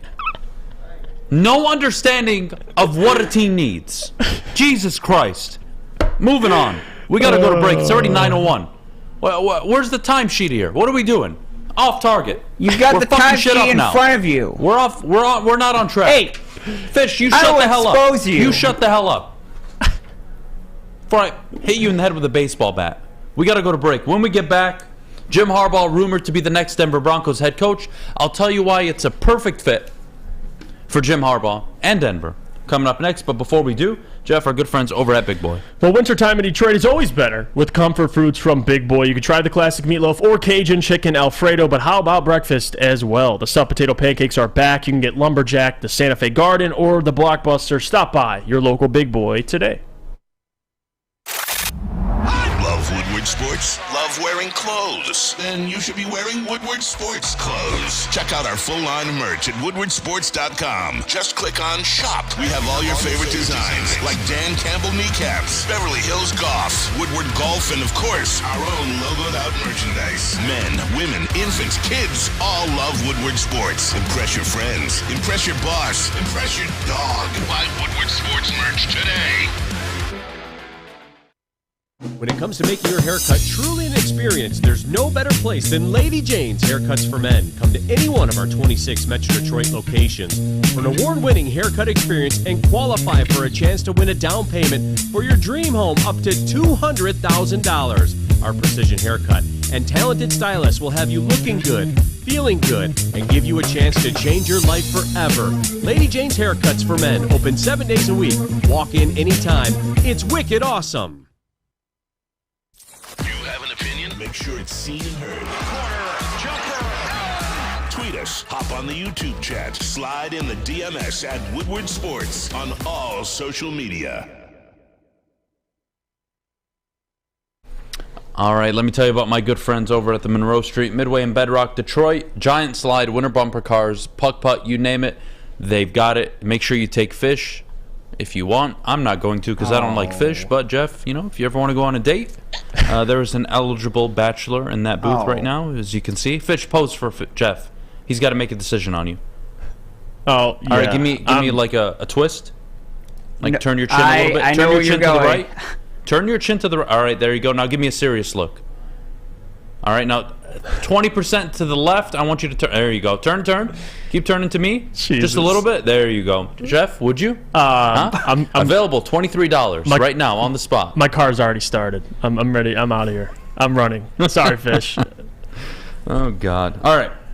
Jim Harbaugh. 2-hour interview with the Denver Broncos. And out of all the teams that have an opening, to me, this is the job. And not even for Sean Payton. Because to me, Sean Payton is an innovator, is a guy that wants certain qualities in his quarterbacks. Jim Harbaugh has proven in his NFL and college career, he doesn't care. He wins with whatever he has, right? True. So with the Russell Wilson, who I think we all agree is regressing, I think Jim is the perfect coach for him. It's a defense that's established, very reminiscent of the 49ers job when he took over. And a Javonte Williams who's a damn good running back. They can establish the run game. There is something there in Denver. I like the job for Jim. I know wherever he's gone, he's always had success. So if I'm Denver and I'm dying for success, he's the guy. Sean Payton, I don't think would take the job. He would interview. I don't think he would take it. It doesn't make sense. It doesn't fit the Sean Payton mold. Maybe he takes another year in TV and waits for the next season. But to me, the Denver job for Jim Harbaugh, Jeff, That's a match made in heaven. Colin Kaepernick, Alex Smith, it doesn't matter who his quarterback has been. You can go to the college days, he's won. Right. Do you think... I'm a fan of it. Do you think that AFC West... It's got to intimidate you a little bit. I mean, you have the Raiders who are 6-11 this year. They might get Tom Brady. Who knows what they're going to do? You're going to have a potentially Tom Brady, Justin Herbert, Patrick Mahomes. You're facing those teams pretty much twice a year. And if you're Jim Harbaugh, you're going to the Broncos. And yes, Russell Wilson, Jim Harbaugh's proved in the past that he doesn't need a elite quarterback to win. Defense, running the ball, which honestly is more popular nowadays among the better coaches. But still, you don't think he thinks about that as well? I mean, you're joining a division with potentially Tom Brady, Justin Herbert, and Patrick Mahomes. They're going to have to play twice a year. And you know what? I recall a time where Jim Harbaugh went toe-to-toe with the Legion of Boom and a Seattle team that went to 2 Super Bowls and won one of them. Yeah. So, look, if you're an alpha, you don't care what room you walk into, even if there are some really good ones in there. You have confidence in yourself, and that takes you all the way and anywhere you need to go in life. It's that simple. Yeah. Now, is it ideal that you have to deal with Mahomes? No. And Andy Reid? No, it's not ideal. But where's the fun? Where's the fun in it? You want me to go to the AFC South? Indianapolis? No. You want me to go to Houston? No. To me, Denver, at worst, is a wild card team with this guy. Yeah. I love the fit. You get an established running back. I love Javonte Williams. I mean, we all agree he's so fun to watch. He's a stud. When he's healthy. I mean, he was a stud his rookie year. This year, unfortunate, towards ACL, I believe. That sucks, but it fits. It just fits, man. The defense is there. You have the corners. You have some pass rushers. You got the linebackers. It's a very good defense. Mm-hmm. You could upgrade the offensive line a little bit. You could maybe get better receiver play. You could maybe get more out of Russell Wilson. But in Jim Harbaugh's system, you go get another running back. You're looking at 2 running backs who can run for 2,000 yards combined. Yeah. I think Denver is the only fit for Harbaugh if he was going to leave. And on top of that, they don't have to give up assets to go get Jim Harbaugh. Yeah, like they would have to give up picks for Sean Payton. That's another factor, and they don't have any. Yeah, they don't have any. I think he has a relationship, too, with the current Broncos ownership. I don't know what the past is, but he has some sort of relationship with them. And on top of that, you're right. I mean, it makes more sense for Jim Harbaugh. I mean, and we're going to talk about this later with Michigan and the relationship between him and Jim Harbaugh, but it's funny that we're talking about hypothetically him taking that Denver job, and he's talking about, I expect to be here next year. I don't think so. I think that Broncos job, I could see to him me, leaving. that's the job, man. Yeah. If Harbaugh's going to the NFL, that's the job. An established D, he can get more out of the offense. I think we can all agree. Right. Now, has the NFL gone past him? I don't know. But I know he's a serial winner. That's what I do know. And if I'm Denver, that's what I'm looking for. Right. I took my chance on the young offensive coordinator turned head coach. It didn't work. Time to try something new. Mm-hmm. Jim, you've won before. Go win us some damn games. Our defense gave up 16 points a game, and we finished 5-12. Let me repeat that. Our defense gave up 16 points a game, and we were 5-12. Yeah. Disgusting. In as much as I do believe that the Colts, historically, with all the ties that Jim has, that it would be intriguing, I think what would drive Jim away from the Colts is Jim Irsay. Just because of how much control. He's too hands-on. Fuck that. Yes, Irsay would want to be hands-on with everything, and I don't think Jim and Irsay would work, even though the organization makes sense. C.J. Schneider, he just cracked the code. Jim Harbaugh got the job at Denver. It's done. He's right. Walmart, home of the khakis, Mr. Khaki himself. It's a match made in heaven. Gets him from CJ, Walmart. you are 1,000% correct. He might. He just solved the Da Vinci Code. Yeah. Yeah, Jesse mentioned that too. He buys his khakis from Walmart. I'm like, Jesus Christ. It's a great comment. But I do believe Broncos. It's a great comment. I think great comment, guys. The new Broncos ownership would be like, you know what, Jim? You guys can handle this. You and the general manager. I'm not going to get involved. I think Irsay, Chris Ballard, they'd be pretty hands-on with Jim. I don't know how Jim would handle that. He didn't work well with the 49ers with Trent Baalke. It didn't work out with Baalke for a few reasons, right? Baalke is full of himself. Right. And why didn't Byron Leftwich take the job? He didn't want to work with Baalke. But you know what? Baalke looks like the smarter guy today. Worst record to division champions. Yeah. Worst record to hosting a playoff game. And that's what aggravates me. So please, all of you, understand me in the future. When I get frustrated, and I swear, and I don't allow excuses to be made for a head coach, I hope you understand why.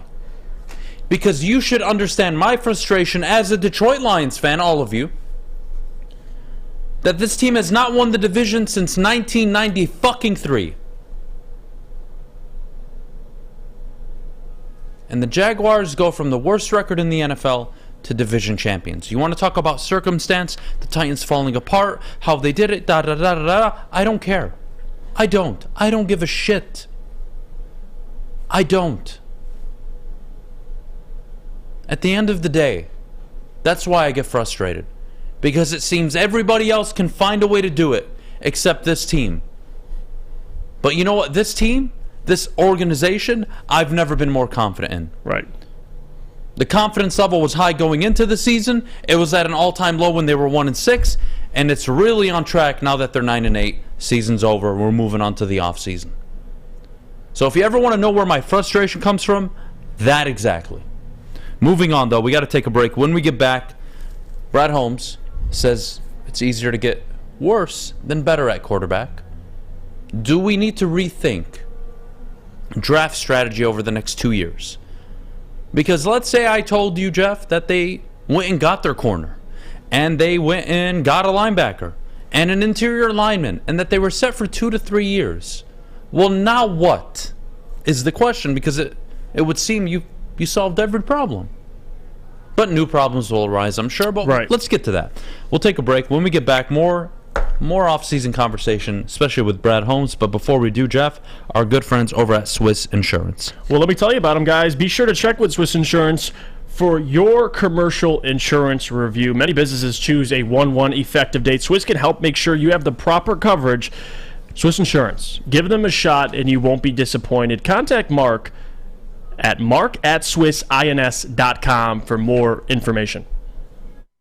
By now you know me, Christina Gennari, as the obvious choice in real estate. And you know my website, soldchristina.com, as your #1 resource for buying or selling your home. Myself, along with my amazing staff, pride ourselves on making your home buying and selling experience a relaxing and easy one. Come see why we are the obvious choice. Christina Gennari at soldchristina.com, the obvious choice in real estate.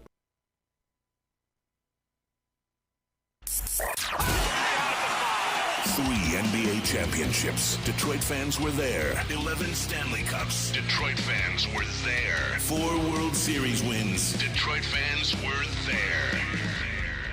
And that one Lions playoff win in 1991?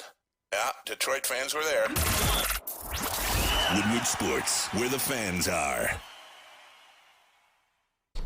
All right, let me tell you about my good friends over at Bedrock Detroit. Downtown Detroit is all decked out this winter season, so what are you waiting for? Shop, eat, and play downtown. A giant slide, winter bumper cars, an indoor arcade, along with drinks and foods before and after you play. So check them out. Enjoy. Treat yourself to a nice evening with the wife, with the girlfriend, with the boyfriend. I don't know, whatever you're into. Take your kids down there. I don't care. Have a good time. Decked Out Detroit, brought to you by our good friends at Bedrock. We're back here on the morning show, live, woodwardsports.com. And Jeff, I have a confession to make. What is that? I'm happily married.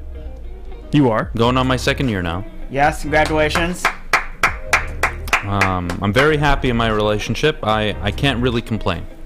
I'm a very lucky man. Having said that, but if there's one person I would leave my wife for tomorrow, it would be Brad Holmes. I am in love with this man.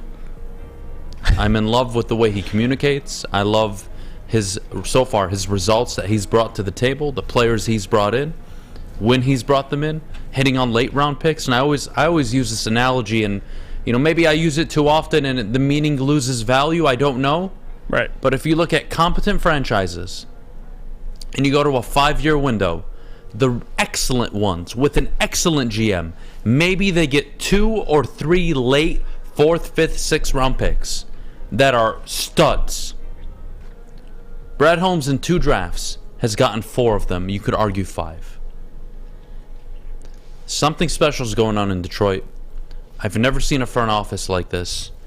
And the way he speaks, whether it's about the quarterback position, upgrading the defense, addressing holes in the team, he is calculated, measured, and I am in love with the fact that he's the GM of the Detroit Lions. And again, I got it, and I've said this multiple times over the last couple of weeks, but I'm going to say it again. I got to give credit to Sheila Ford, because I think we were all skeptical when you had to go hire a general manager, go hire a new head coach.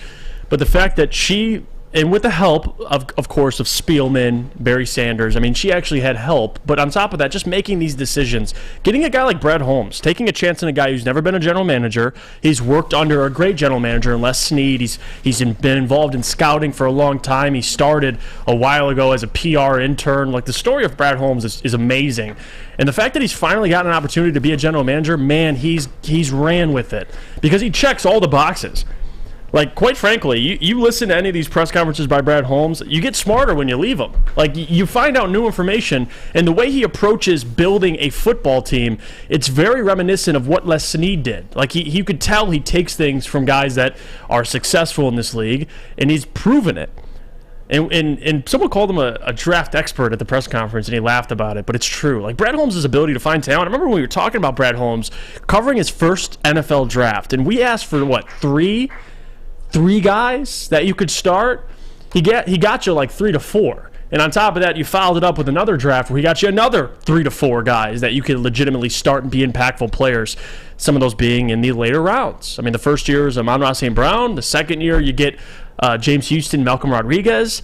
Brad Holmes is doing stuff that we have not seen in this city, and that is identified talent, specifically late in drafts. So that's going to be the big difference, because when you talk about how do you replace players, let's say you can't afford a certain player, usually that's addressed through the draft. And you have a general manager that's going to be able to continuously find players. So you look at back then with either Caldwell or Jim Schwartz, with Martin Mayhew or whoever it was, guys you could not sign, you were devastated because you didn't know how would you replace these players.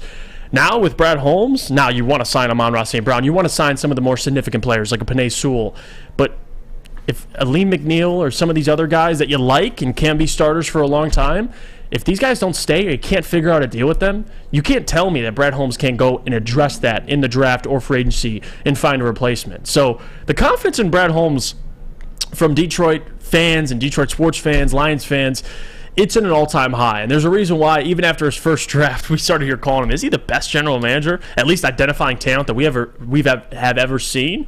And then he follows it up with another draft and finds more impactful players. Brad Holmes is a stud, man. He's a certified stud, and that's going to be the big thing. I mean, despite what happens, Dan Campbell can never say he doesn't have enough talent. Brad Holmes is going to continually add players, and that's what you look at some of these other good organizations, the Ravens, the 49ers, whoever it is, their strong suit is finding players consistently, right? When a player leaves or he gets old or you trade him, there's one more player coming up behind him that's been waiting to get his shot, and he's almost just as good. That's what Brad Holmes is doing, and that's what he's going to do over the next couple of years, is mold this organization into one of those reputable organizations in the NFL that always has a plan for guys. And the Ravens, I always mention them because I think they've done an excellent job at that, at just always finding replacements for players. The Lions haven't done that in the past, but I think with Brad Holmes, you're going to see that a lot more. And we're not going to give Brad Holmes as much flack because there's going to be a guy in the wing waiting right behind any player you have that you might not be able to sign or you trade away, i.e. TJ Hawkinson. You're not wrong, man. Yeah. You're not wrong. And, you know, let's go back to that TJ Hawkinson trade, right? You get a second-round pick for a guy who at the time, look, let's all agree, he was Eric Ebron. He was. The stats are the same. You don't like it, too damn bad. He was Eric Ebron with way more upside, way more potential, but he produced like Eric Ebron at the end of the day. And you not only saved money by trading him, you don't have to pay him, you also got a second-round pick that you could use maybe on a running back? Yep. Another edge rusher? Who knows? Who knows? A corner? You don't know. All I do know is you got a second-round pick for TJ Hawkinson, who the Vikings now have to figure out how they're going to pay him. It's always been a chess game with this GM. I'm so very happy with him. I think he's done an excellent job since day one. He's always been on my good side. The only one that I would say I didn't give any benefit of the doubt to was Dan Campbell. I think at times I looked right, and at times, like right now, it's very wrong. And there's still a lot to prove, but at the end of the day, in a vacuum, have you ever been more confident in leadership? No. Have you ever felt more optimistic about the direction a team is going in? I don't recall this young of a team with this much draft capital, with this much upside, going into an offseason in my lifetime. Yeah, with the winning record on top of that. And the one time they had a chance to go from good to great was the 2012 draft, and they fucked it up. Mm-hmm. That was the one time in my lifetime where I remember vividly, this is the year, you nail 2-3 players in this draft, the Lions are running the NFC. And they messed it up completely. We all know. I don't want to go back. I don't want to revisit it. Happened. That's where the Lions are at right now. Outside of Philly and the Niners, I could argue the Lions have the third best roster in the NFC going into next season. Yeah. I like them more than the Cowboys. I like them more than the Buccaneers. I like them more than the Giants. And you know what? That's the funny thing. It's like we don't mention Brian Daboll for Coach of the Year. How the Giants are in the playoffs is beyond me. Daniel Jones, no wide receivers, a makeshift offensive line. Yes, Saquon Barkley, sure. A bunch of no-name players, a few pieces on defense, and he somehow took a complete rebuild to the playoffs year one. Yeah. If I'm a Giants fan, I'm very happy with my coach. And fans were out with on no cap space. Fans were completely checked out on Daniel Jones too, and they should be. He had still. the highest QBR of his career, the most passing yards of his career. I mean, one of the highest completion percentages. Dexter Lawrence, Andrew Thomas, Saquon Barkley, Adoree Jackson. Yep. I'm missing one more. Damn it, on the defensive side of the ball, I apologize. But there's maybe 4 guys I can name that are studs there for the future, and that is it. Kenny Galladay. They got rid of Kadarius Toney. That was a waste of a first-round pick. Yeah. Like, come on.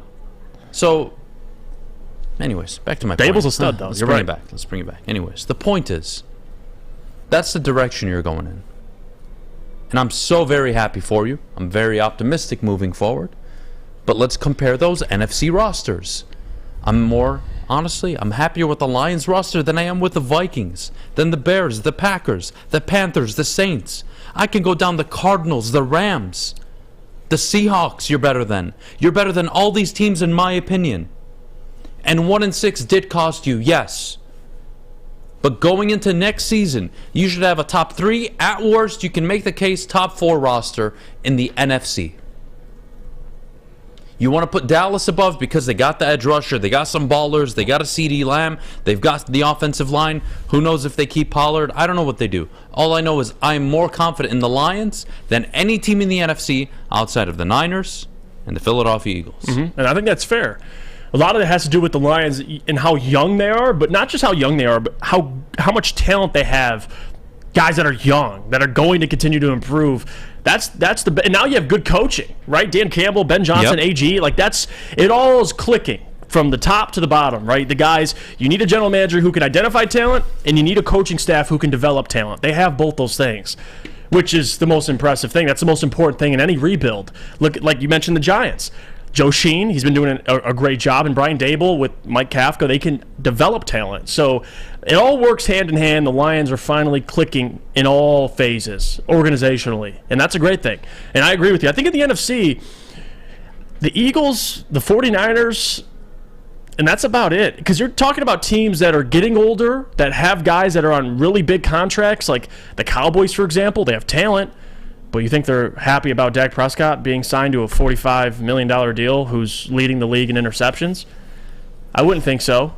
Zeke Elliott, the contract he was handed, I don't think so. So if we're talking about assets, youth, direction, confidence within the organization and fan base, the Lions check all those boxes moving forward. So I'm right with you. I'm right with you, Adam. All right, well, look, this is what we're going to do. We're going to take a break. When we get back, are Michigan making a mistake by not just front-loading and offering the house to keep Jim Harbaugh? I'm very curious what you think of this. Maybe the NFL isn't right for Jim. Maybe it is Michigan. I'm not his advisor, neither are you. But you tell me, are they making a mistake? We'll do that next. But before we do, I got to tell you guys about my good friends over at Planet Fitness. I'll be there after the show today. I'm on 3 straight weeks, by the way. Every single day after the show. Proud of myself. You should be proud of yourself. Hopefully you start soon. Sign up, $10 a month. Your fitness is essential. Get your ass in shape. Don't look like Ryan Romani, and definitely don't look like Maz. Planet Fitness is the place to do it. Sign up today at one of their local locations or visiting them at planetfitness.com.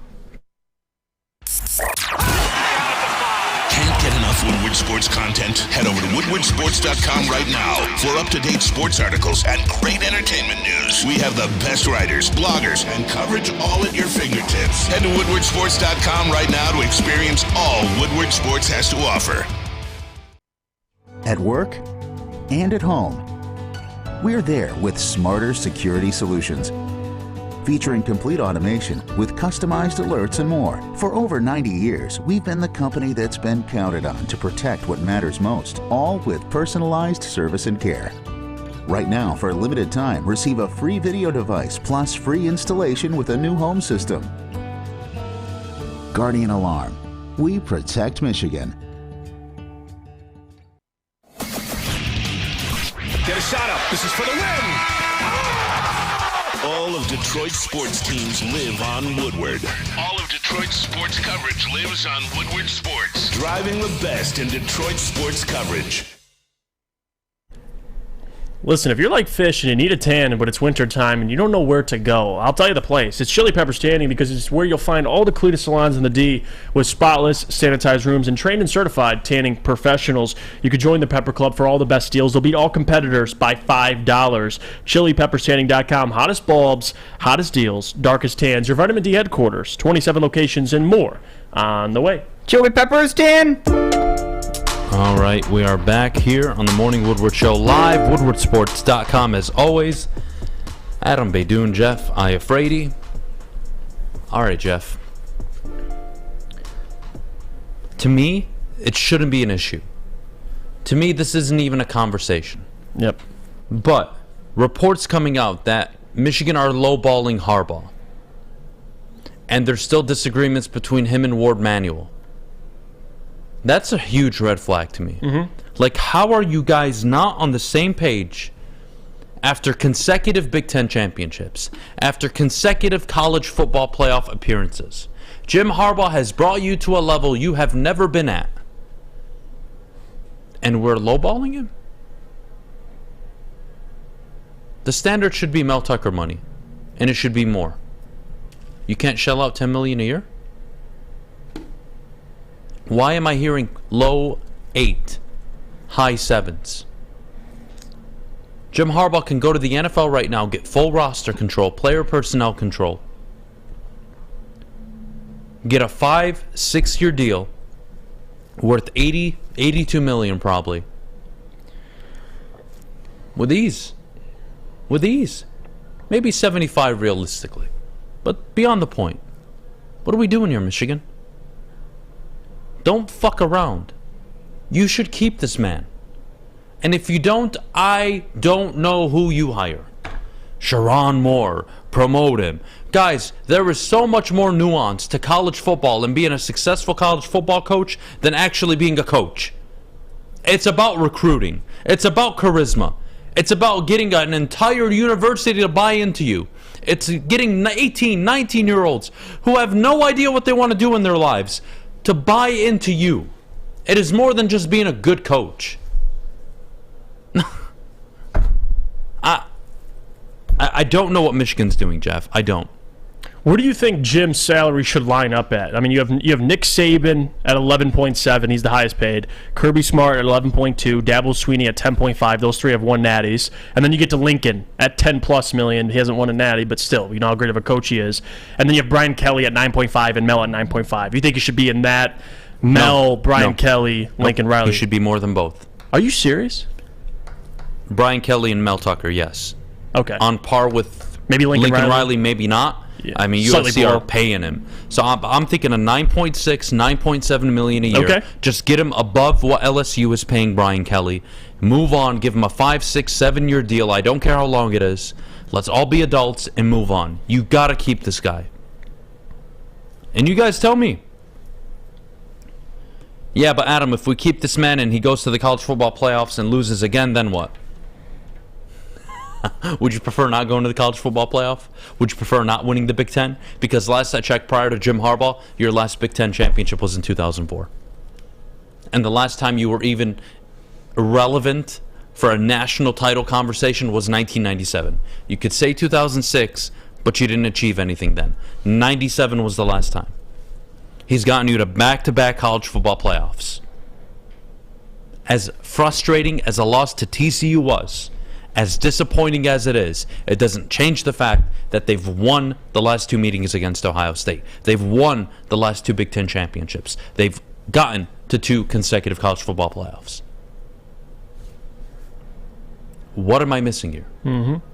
Now, does Harbaugh need to win the big game? Does he still have a lot to prove? Sure. But who do you bring in that can give you 10 wins consistently every year at the University of Michigan and recruit at the level they do, other than Jim Harbaugh? Right. You guys tell me. And look the poll that's in the chat too. I'm actually surprised. I really am. Should Jim Harbaugh get a raise? 61%, yes, pay that man. 39%, nah, let him go to the NFL.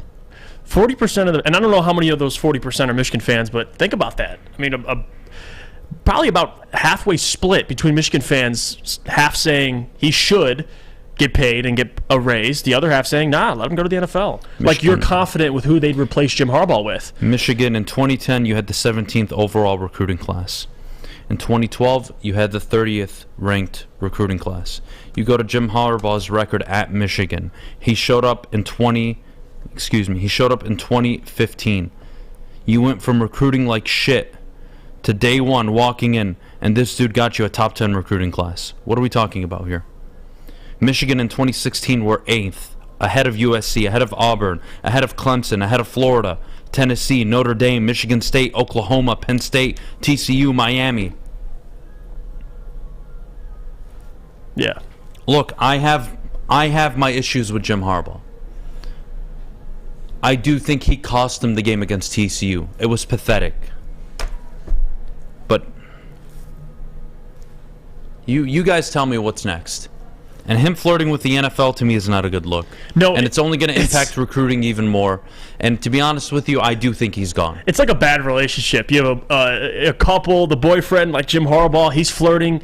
It's like, oh, no, we're great. Relationship's all good. But he's over there. He's flirting with the NFL every year. You have Michigan, who's refusing to give him a raise. It's a good thing, though. It's like, if he's flirting with the NFL, it means he's having success and teams are interested. I understand that, but it's like an every year thing. And maybe that's why Michigan fans are frustrated with it. They lowballed him on the extension the first time. Mm-hmm. And he took a pay cut and then proved himself. Just go give him a 7-year deal. Give him a $9 million base salary along with incentives that get him up to 10, 10.5, 11. I don't know.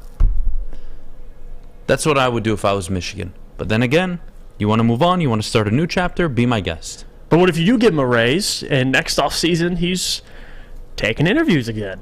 Would you have a problem with that? Or are you on the camp of, you know what, explore your options, you're okay? Nick Saban was rumored to be going to the NFL for like a decade every offseason at Alabama before people just got tired of it. Mm-hmm. And it doesn't help that Jim actually had success in the NFL and Nick it even really harder. didn't. Yeah. Because Jim Harbaugh had massive success. 4 years in the NFL. Mm-hmm. 3 consecutive NFC title games. 1 Super Bowl appearance. Come on. I think both sides are almost fed up. I'm curious to see where this heads to, because I do think it'll end with Jim going to the NFL. I just do. I don't see how he returns, and even though Michigan fans should be excited if he returns and look forward to the future, I don't see it, because he's going to be doing this every offseason, and Jim's not getting any younger. So if he wants to go to the NFL, go to the NFL. Don't waste time. I mean, Michigan's got to figure out a plan regardless. So we'll see. And Jim Harbaugh said it right after the rumors came out. I expect to be enthusiastically coaching this Michigan football team. Having said that, none of us can predict the future. No shit. Look, if Denver offers him the job, I think he's leaving. Yeah. And to be honest with you, Jim Harbaugh right now is a top 5 coach in college football. I think you put, Dabo ahead of him. I think you put Lincoln Riley ahead of him. think you put Saban, Kirby Smart. Who else? Who do you put ahead of him? I'm going to be honest. Outside of those four. I'm You're not honest. putting Ryan Day ahead of him. Yeah, I think those are it. And that so he's a top 5 coach in college football. Maybe 6 if you want to slide in somebody else. Yeah, because 5 right now, the highest paid coaches. 5 is Brian Kelly. 6 is Mel Tucker. So where are you going? Yeah. So where are you going now, Michigan? You tell me. Yeah, I would say he's better. Who are you going to hire that day one is going to take what Jim Harbaugh has and run with it? Sharon Moore? Mike Hart? Michigan needs to stop, and you know what? Wow. John Parker. Great timing. Michigan needs to stop with this, we need a Michigan man here. No, the hell you don't. Lincoln Riley is not a California man. Nick Saban is not a Alabama man. Dabo Swinney isn't a Clemson man. Stop with this. Stop it. I don't know who's available that you're going to go out and they're going to help take what Jim Harbaugh has built and take it to the next level. I don't have that answer. Which is why the idea of Harbaugh leaving is so terrifying. Because I don't know what's next for you. I don't. He's not behind Riley. Why wouldn't he be, Klump? Riley has 3 college football playoff appearances. I want to say 4 Big 12 titles. Multiple 11 Heisman wins winners. his first year with the USC. Yeah. I mean, come on. Come on. He took over a 4-8 team, and they were on the cusp of a college football playoff appearance year 1. Come on. Yeah. Like, let's cut the shit on Lincoln Riley. If I told you Lincoln Riley was available and Jim Harbaugh was going to the NFL, you would give the world to have him as your head coach. Let's stop the nonsense. Moving on. When we get back, should the Lions trade for DeAndre Hopkins? That is an actual thing. Jeff, we'll have the conversation coming up, but before we do, I got to tell you about my good friends over at Cousins Maine Lobster. Scan the QR code on the screen or visit them at cousinsmainelobster.com. Find out where their food trucks are going to be today and try their clam chowder soup. Try their lobster tacos. Try the lobster Maine roll. They're all delicious. It's always fresh. An excellent, excellent lunch. Maybe if you like your coworkers like I like Jeff and Fish, maybe you take them out. Westfall, not so much. Fish, probably. So there you go. Scan the QR code. Thank you. Find the food trucks. We'll be right back here on The Morning Show.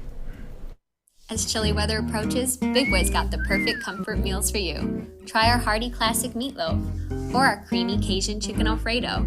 These will be sure to leave you craving for more. How about breakfast? Our stuffed potato pancakes are back with our lumberjack, blockbuster, and Santa Fe Garden. These potato pancakes will definitely fill you up.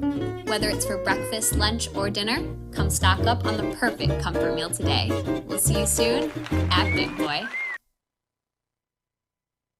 My name is Lee. I've lost 35 pounds on the Custom Health Center program. So the 3 biggest benefits that I've gotten from this program has been I'm not snoring anymore, I have a lot of energy, it's great, and oh, by the way, look at this. No, I'm just kidding.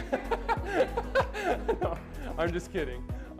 Call us at 844-789-THIN or visit CustomHealthCenters.com for a free consultation and get started for as little as $5 a day. We don't like to brag that we are the toughest sports network in Detroit, but we do have a guy named Darren McCarty on our side. Lemieux and McCarty, who've had a good knockdown drag up. There they go, right on the whistle. They were talking to one another. Woodward Sports. The official meat supplier of the Woodward Sports Network, and that is The Butchery. Our good friend Chef Dave, artisan breads, Wagyu meats, sandwiches to die for. Order them online at thebutcherysl.com or by giving them a call, 248-682-COWS. That is 248-682-COWS. We are back here on the Morning Woodward Show live, woodwardsports.com. Jeff, I'll say this, you take the floor. Jameson Williams, Amon-Ra St. Brown, I hope they bring back DJ Chark. Why the hell would they trade for DeAndre Hopkins? And should they? And would you? You know what? No, I'm just joking. No, hell no. Stay away from DeAndre Hopkins. There's a couple things I wrote down here that I think qualify. This is kind of the standard for any player playing for the Detroit Lions. Number one is character. And I'm not going to say that DeAndre Hopkins has a bad character, but I don't. People tend to think of him as like a diva wide receiver. If you get DeAndre Hopkins, you're going to have to get him involved consistently. I don't think that's how the Lions offense, that's not how we operate, right? You're getting multiple guys involved. You have Amon-Ra St. Brown, who still needs his targets. Jameson next year will need his targets. DJ Chark, if you bring him back, will need his targets. I don't see a fit for DeAndre Hopkins. This offense isn't dominant with one receiver. They spread the ball around. The second thing is money. I'm not acquiring Hopkins for that contract. You have him for 2 more seasons. You're not extending him. He's not getting any younger. He's 30 years old. I'm good. I think Hopkins, the best fit for him would be a team that needs a wide receiver that's on the cusp of contending. I mean, you could bring up a couple teams. Maybe the Cowboys. This would be a move they would make. But I don't see the Lions pursuing him. And the other thing is notoriety. The persona that Hopkins has, it's like when he comes to your organization, you have a big name. You have DeAndre Hopkins. He's going to be the center of attention. I don't think that's what the Lions need right now. We've seen Brad Holmes' ability to identify wide receivers in the draft, Jameson, Amon-Ra St. Brown. If they really needed a wide receiver that bad, go out and draft one. Then you have him for 4 years on a cheap contract that we know Brad Holmes can go find him. I don't want a 30-year-old DeAndre Hopkins. I'm going to pass on that. I just think it takes away. I just think it's not a position in need. No, it's not. And for almost $30 million a year, 19 in cap space. No. I mean, what are we doing here? Think about it. Taking up cap space and assets to go get a wide receiver when you have wide receivers? That was actually one of the strongest parts of the team. I'm good. I'll pass on that. Spend that money on the defense. Go out and trade for a corner. How about that? Or go sign a corner. Thank you. Stay away from DeAndre Hopkins. Thank you. Go get 2 corners this offseason. Excuse me. Hopefully one solid one in the draft. Hopefully a first-round pick, and the second in free agency. Maybe you trade for one. Who knows? Right. You gotta upgrade the secondary. Linebacker, another position in need. I don't think they'll say it publicly. Anzalone has been such a good man for the Lions. He came along with Dan Campbell from New Orleans. He's been good. Malcolm Rodriguez was good, but good isn't good enough in the NFL. Right. They still need help at linebacker. You want help on the interior, and you are desperate for outside corner help. Jerry Jacobs likely, or Mike Hughes. Really, Mike Hughes, you're looking at as your slot corner. Right.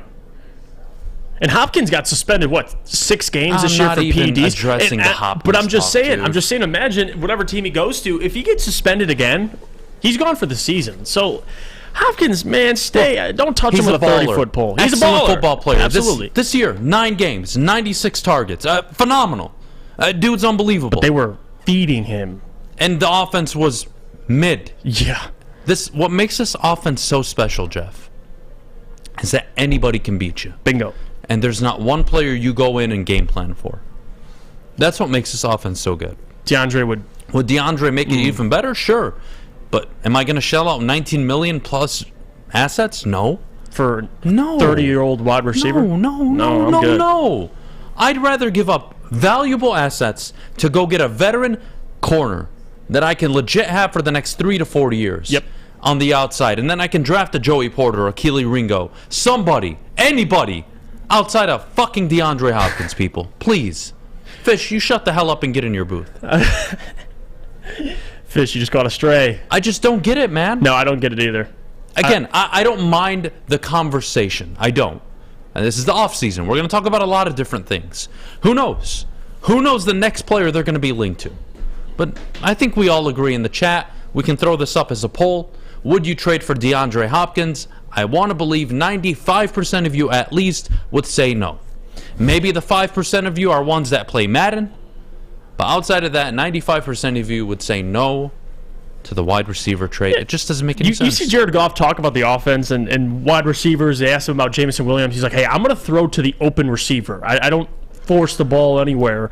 And I think Hopkins, you saw this year with him and Kyler Murray, it's almost like Hopkins and him got in arguments on the sideline because Hopkins wanted it to be forced to him. Like, hey, whatever the disagreement was, that ain't a locker room guy I want with the Detroit Lions. Like you said, the strength of this offense is you can spread the ball around to multiple guys. I don't need somebody coming in here who is like, hey, I got to get mine. I got to get my targets every single game. I think that would just it would hurt the rest of the wide receivers that you still want to develop. So, no. This isn't the Bills.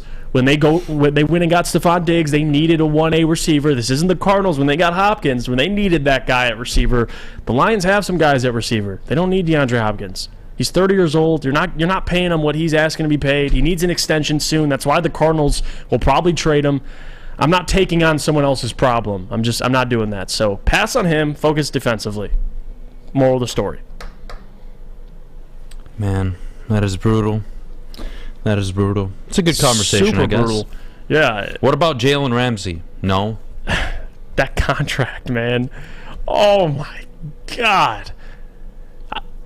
I'll pass. I really it's would. tough. It's tough to say no, but he's a solution. Yeah, he's good. Is he Great corner. not? Great corner. But you know who's a free agent that just had a pretty damn good season?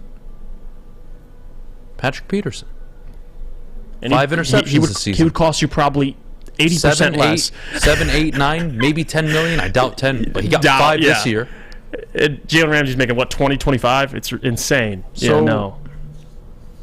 Yeah, we're not Real doing Cream that. of Wheat says it best. That contract is like the entire Lions defense cost. Basically. Yeah, you're right. You're spot on. You're spot on. I'm going to pass on that. I think Brad Holmes knows what the hell he's doing. Having said that, I want to shift the conversation before we get to mailbag. Can we throw up the poll? Would you trade for DeAndre Hopkins? Oh, we know how Yes or no? I want to hear what the people have to say. Let's see. Tremaine over Rodriguez. Sure, but you're not getting Tremaine Edmonds. You're not. Dude's re-signing with the Bills. He's going to get paid. So is Devin Bush. The idea that people think Devin Bush is attainable is funny to me. You're not getting Devin Bush. That's not happening. Yeah. Can we all agree to that? We can. Jesus.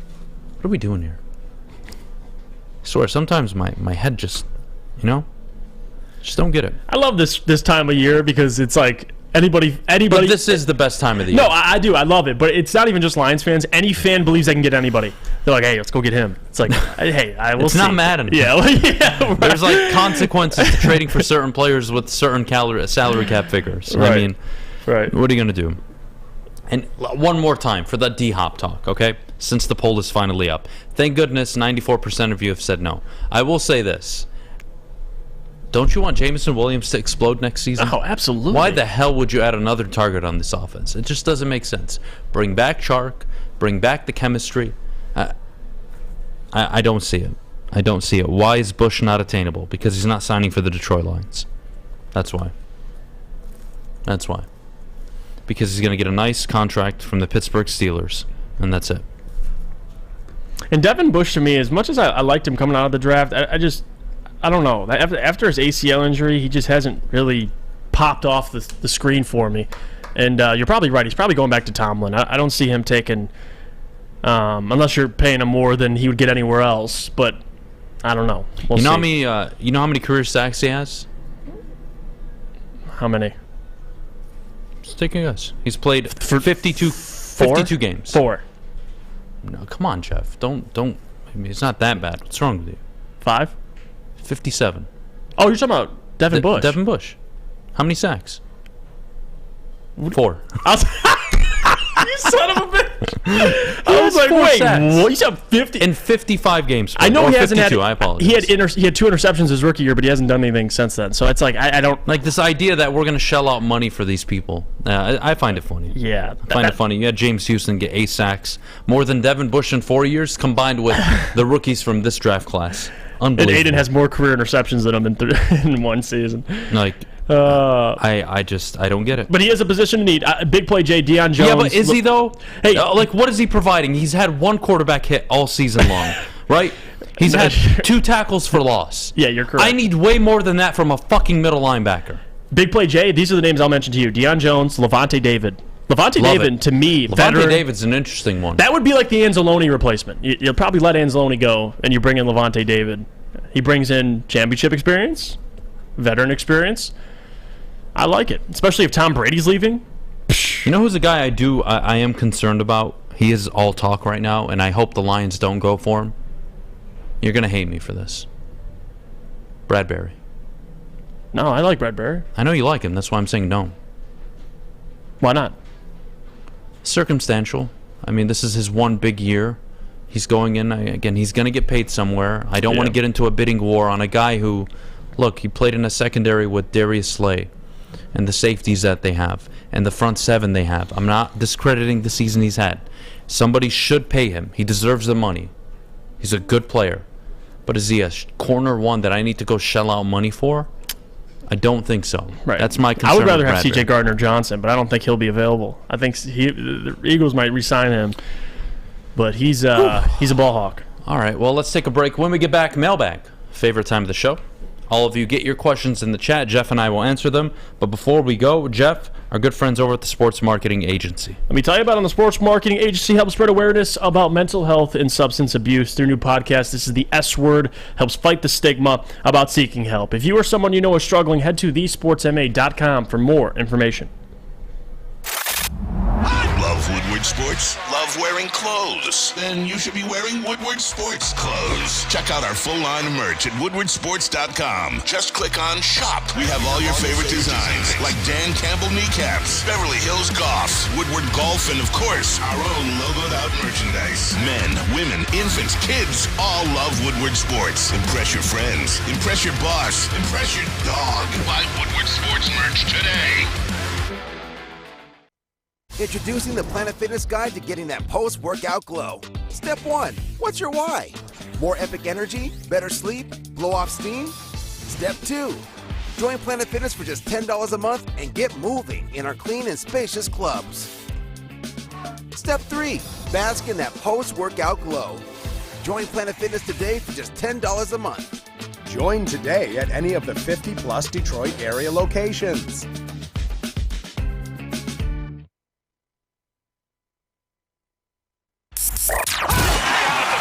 Can't get enough Woodward Sports content? Head over to woodwardsports.com right now for up-to-date sports articles and great entertainment news. We have the best writers, bloggers, and coverage all at your fingertips. Head to woodwardsports.com right now to experience all Woodward Sports has to offer.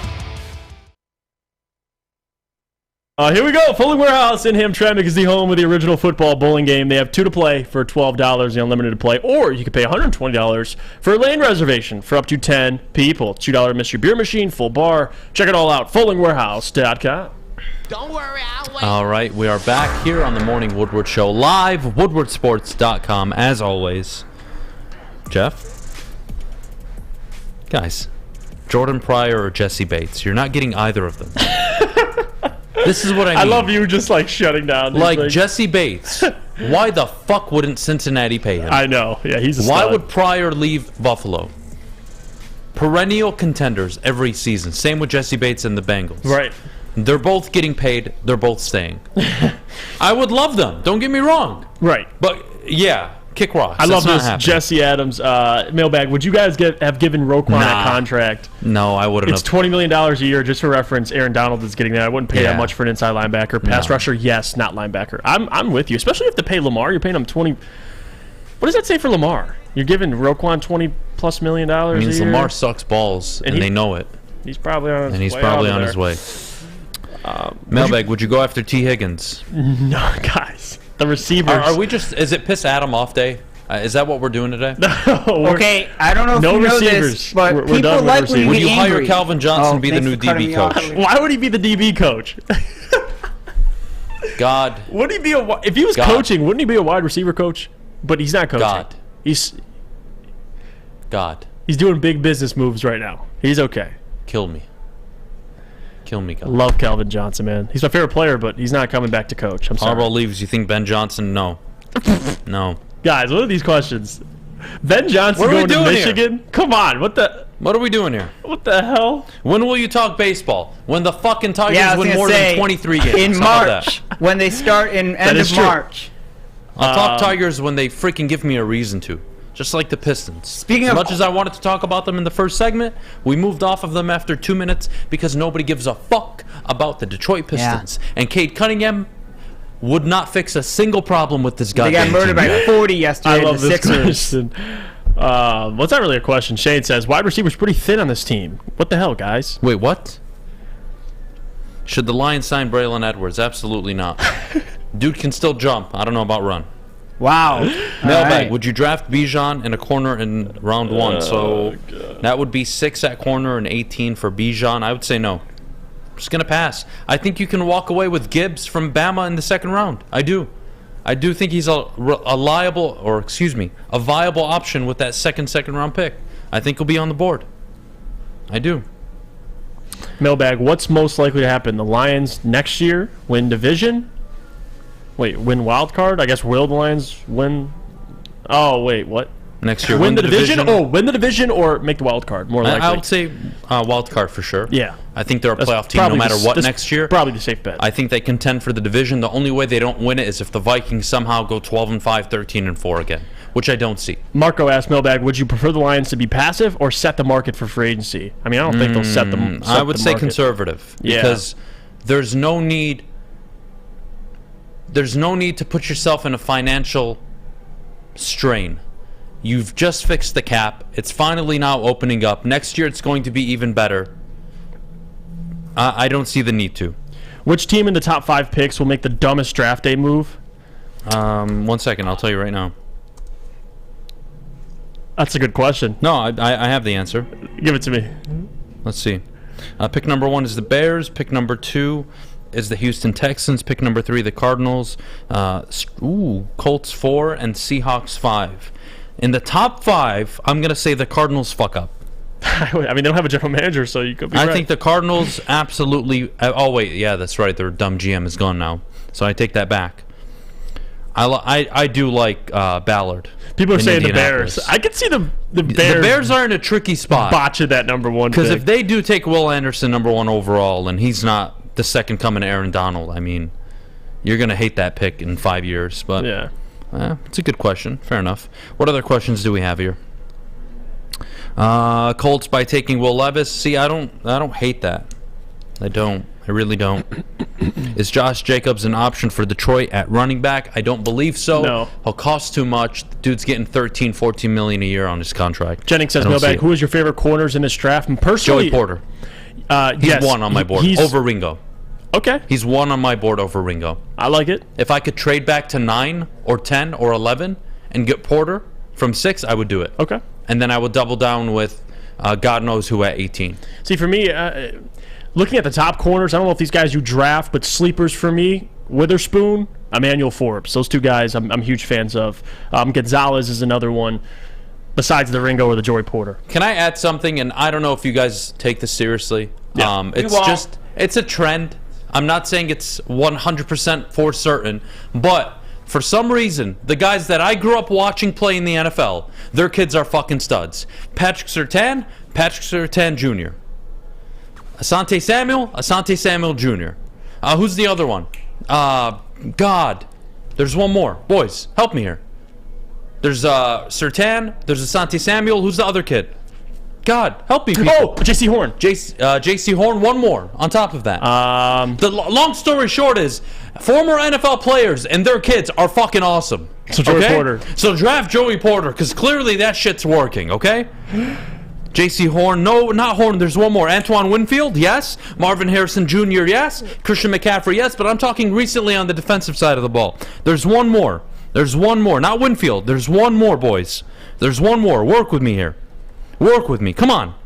There is one more. God damn it. There's one more. Former NFL players' sons in NFL. God.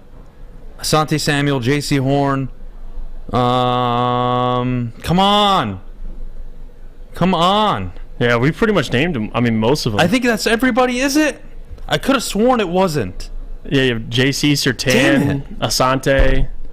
Who came out of the 2022 NFL draft?